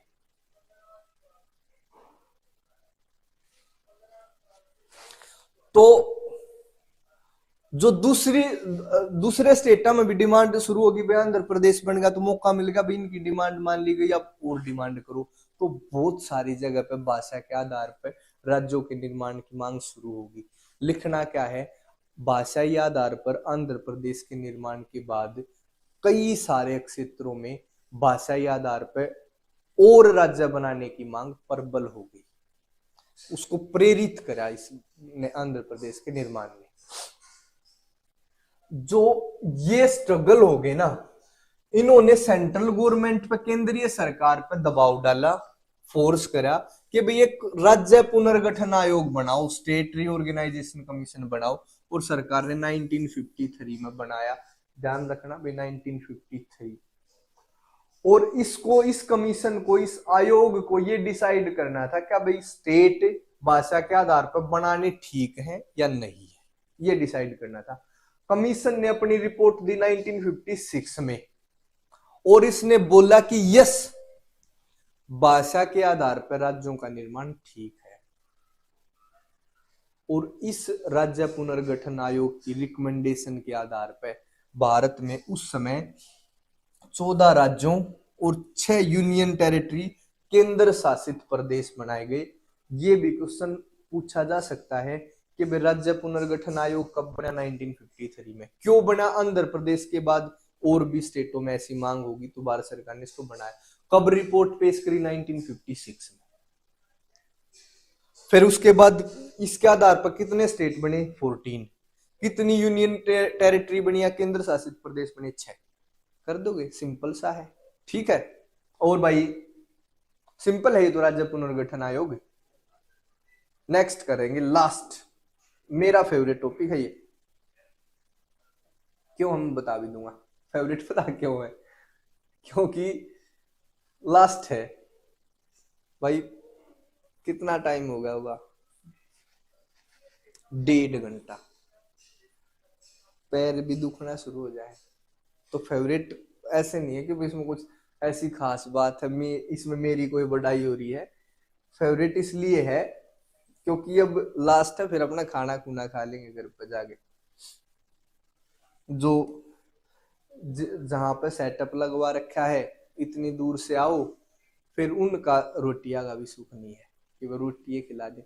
घर पे जाके खाऊंगा और लगभग 10 बजे पहुंचूंगा। 10 बजे रास्ते में भी खतरा है, पर फिर भी आप लोगों के लिए ठीक है, क्योंकि मुझे पढ़ाना सच में अच्छा लगता है। ये मेरा भी वो है। और जब मुझे ऐसा लगता है ना, कुछ बच्चे जिनको मैं जानता हूं वो भी पढ़ रहे हैं, तो इससे ज्यादा खुशी मेरे लिए कुछ नहीं सच में। ये सबसे बड़ी खुशी है, जब मैं पढ़ा रहा हूं, आप पढ़ रहे हो और आप सुन रहे हो, आप समझ रहे हो। और कुछ बच्चे ऐसे हैं सच में, जो मैं जो कहना चाहता हूं ना, वो वही समझ रहे हो उससे। और ये मुझे अच्छा लगता है हमेशा, ठीक है। चलो फेवरेट चीज पे आ गए हम। What were the concern and challenges related to the linguistic base of formation of state and what were the impacts of this linguistic formula? हम जो भाषाई आधार पर राज्यों का निर्माण करने की बात थी, उसके क्या चैलेंज थे, हम क्या चिंताएं थी हमारी, कि भाई कुछ चिंताएं थी ना, कि भाई यूनिटी के लिए खतरा है, डिसइंटीग्रेशन हो सकता है, ये चिंताएं थी।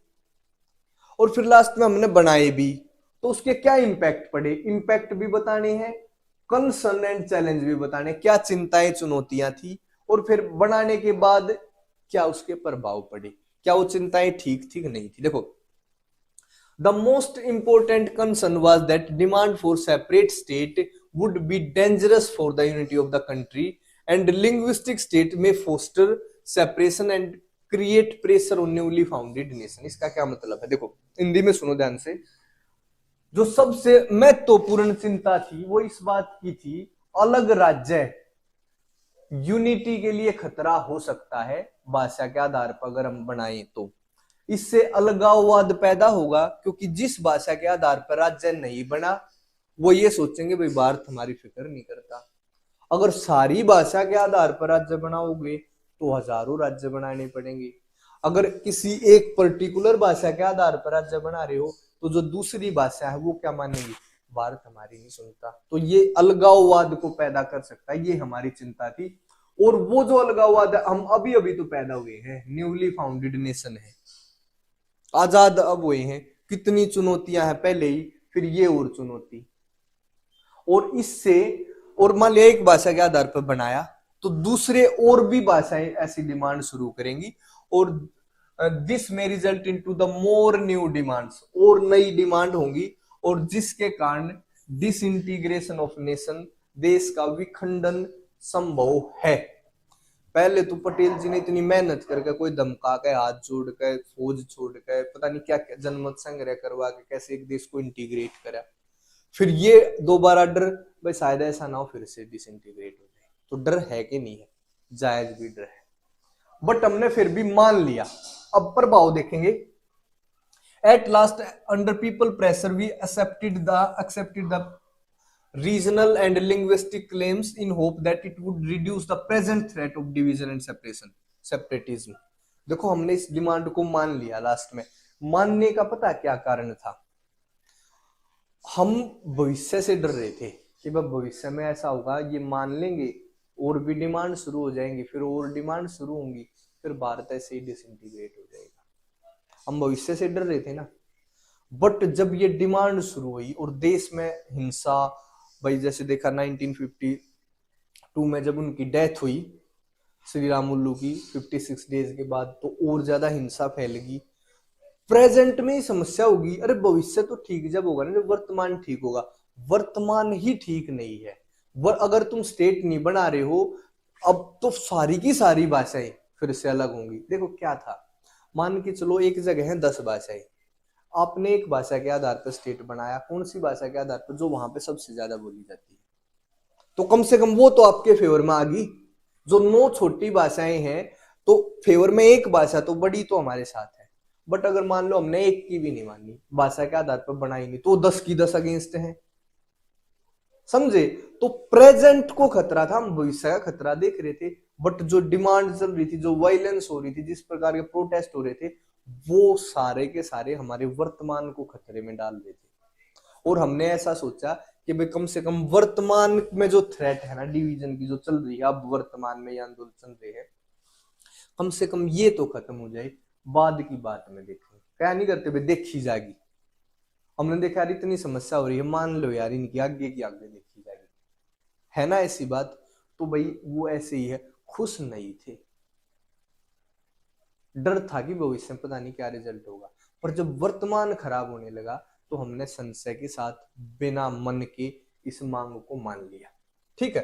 But today linguistic state change the nature of democratic policies, politics and leadership. परंतु इसके फायदे हुए भाई, परंतु आज इसने लोकतांत्रिक राजनीति और नेतृत्व की प्रकृति को बदल दिया। कैसे बदल दिया? आज है ना, मतलब बहुत सारी रीजनल पार्टी बनने लगी, बहुत सारी भाषा के आधार पर। जैसे महाराष्ट्र में मराठों की अलग पार्टी है, शिवसेना, आपने सुना होगा उसका नाम। भाई भाषा के आधार पर जब भाषाओं को मिला ना, तो भाषा देश के साथ जुड़ गई। उसको ऐसा लगा कि भाई हाँ ये अपना देश है। जो छोटी भाषाएं थी उनको समझाया गया, उन कुछ और भी, जैसे 14 स्टेट बने थे, आज कितने स्टेट देखो। तो और स्टेट भी बनाए गए और भाषाओं के आधार पर। सबको उम्मीद होगी कि भाई ये स्टेट बन गया ना तो हमारा भी स्टेट बन सकता है। इसकी भी तो डिमांड मान ली, तो भारत से अलग नहीं होंगे, भारत में रह के ही काम करना है, ठीक है। तो वे अपनी डिमांड करने लगे। इसने लोकतांत्रिक राजनीति और नेतृत्व का चेहरा बदल दिया।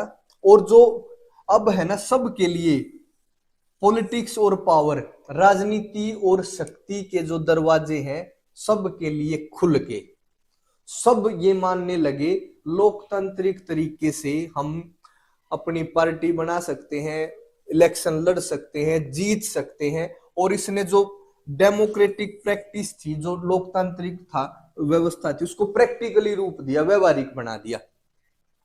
अब सबको पता चल गया भाई हम लोकतंत्र में अपनी डिमांड मनवा सकते हैं।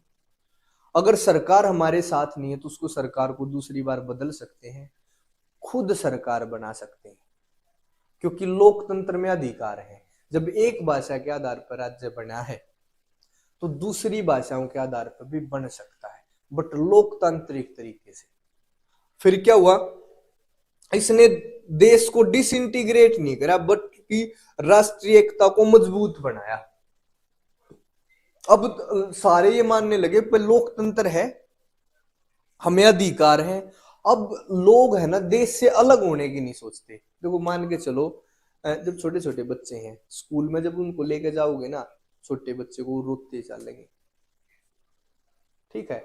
बट फिर जब वो स्कूल में जाना शुरू कर देंगे, फिर उनको स्कूल अच्छा लगने लग जाएगा, फिर नहीं रोते हो, उनको पता चल जाता है मेरा स्कूल है। तो भारत में भी ऐसा ही था। शुरुआत में अलग अलग सोच रहे थे, हमें अलग होना है, हमें अलग रहना है, मुझे वहां जाना है। पर जब कुछ दिन बाद लोकतंत्र को एक्सपीरियंस करा ना भारत के अंदर, जब देखा कि भी हमें कितने अधिकार हैं, हम सरकार बदल सकते हैं, हम खुद की सरकार बना सकते हैं, हम चुनाव लड़ सकते हैं, तो इसने नेशनल यूनिटी को मजबूत बनाया। जैसे मैं बोलूं, मैं या ऐसा हुआ भी होगा आप में से किसी के साथ कि भाई वहां पे चलो, किसी ने बोला, पेरेंट्स ने या किसी फ्रेंड ने, और तुम्हारा मन नहीं है, ये यार मेरी इच्छा नहीं है, पर फिर भी तुम प्रेशराइज होके चले गए, और वहां पे कुछ ऐसा सिस्टम बना, आपको बहुत अच्छा लगा और आपने सोचा कि यार नहीं आता तो पछताता। ऐसा होता है ना कई बार। तो ऐसा ही हुआ, शुरुआत में जब न्यूली बोर्न नेशन था तो बड़ी समस्याएं थी, पर धीरे धीरे डेमोक्रेटिक प्रैक्टिस जब प्रैक्टिकल रूप लिया तो लोग ये डिसइंटीग्रेशन की बजाय इसने राष्ट्रीय एकता को मजबूत बनाया है। ठीक है, जो लिंग्विस्टिक स्टेट्स है ना, इन्होंने respected the principle of diversity, विविधता के सिद्धांत का पालन करा है। इसका क्या मतलब है, अगर हिंदी भाषा के आधार पर कोई स्टेट बना तो उसमें जो दूसरी भाषाएं वाले लोग हैं ना, उनको उन्होंने स्वीकार करा है। ऐसा नहीं कि भाई तुम भाग जाओ, मेरी भाषा का स्टेट बन गया अच्छी बात है, बट जो दूसरी भाषाएं हैं ना मेरे स्टेट के अंदर, मैं उनका इक्वलिटी करूंगा उनके साथ। ठीक है, राष्ट्र की कोई भी भाषा नहीं है आज भी। हम सोचते हैं कि भाई हिंदी को राष्ट्रीय भाषा क्यों नहीं बनाते हम, क्योंकि ताकि सारी की सारी भाषाएं अपने आप को भारत की इंपॉर्टेंट लैंग्वेज के रूप में देखें, सब ये माने भाई हम भी बराबर हैं। ठीक है, तो ये जो लिंग्विस्टिक स्टेट है ना, इन्होंने विविधता के सिद्धांत को भी सम्मान दिया है और इन्होंने लोकतंत्र को मजबूत बनाया, क्योंकि लोकतंत्र विचारों की और जीने के प्रकारों की बहुलता से संबंधित है। इस लाइन को लिखो तो भी भला है, ना लिखोगे तो भी भला है। इसमें लिख रखा है, यह तो लिख सकते हो, इसने लोकतंत्र को मजबूत बनाया, क्योंकि लोकतंत्र है ना बहुत सारे विचारों, बहुत सारे जीवन जीने के तरीकों से जुड़ा है। लोकतंत्र का मतलब बिल्कुल भी एक यूनिफॉर्मिटी नहीं है कि भाई एक ऐसा। लोकतंत्र का मतलब है जितने भी विचार हैं, जितने आइडिया हैं, जितने जीवन जीने के तरीके हैं, जितने धर्म हैं, जितनी भाषाएं हैं, जितनी संस्कृति, सबको बराबर मान्यता है। और लिंग्विस्टिक स्टेट्स ने इन सारी चीजों को पूरा किया है, इसने हमारे लोकतंत्र को मजबूत बनाया है। ठीक है, ये था कंप्लीट चैप्टर और इसमें ये वो कंप्लीट क्वेश्चन है, पूछा जा सकता है और सिंपल हा क्वेश्चन है, कुछ इसमें मेरे हिसाब से तो खास था नहीं, सिंपल हा चैप्टर था। कमेंट में लिख के बता देना समझ में आया है कि नहीं आया। अगर फिर भी बीच में कहीं पर चले गए बाद में देख लियो, बता देना है भाई यस और नो, लाइक वाली बात भी। और अगर 2-4 दिन, चलो आज तो नहीं करोगे तो मुझे पता है, पर आगे अगर और 2-4 चैप्टर हो जाएंगे ना ऐसे, तुम्हें ऐसा लगेगा हाँ बिल्कुल अच्छा हो रहा है, तो फिर शेयर कर देना। ठीक है, अभी शेयर से मत करना, बट लाइक कर सको और ये कमेंट करके जरूर बता दियो भी समझ में आया है कि नहीं आया। ठीक है, जाऊं घर पे, कर दूं इसको एंड स्ट्रीम पे। बता के गया है एक टीम का कि सर हम तो घर जा रहे हैं, एंड स्ट्रीम कर देना, तो एंड स्ट्रीम कर दूं। ठीक है, कल 10th क्लास के साथ मिलेंगे, फिर 12th के साथ। ठीक है, तो टाइम कितना होगा सर आप ये बताओ, बोर्ड एग्जाम ना भाई ऐसे मत कर, काट मत, बोर्ड एग्जाम पढ़ते पढ़ते बीच में ही काट दी, कोई बात नहीं।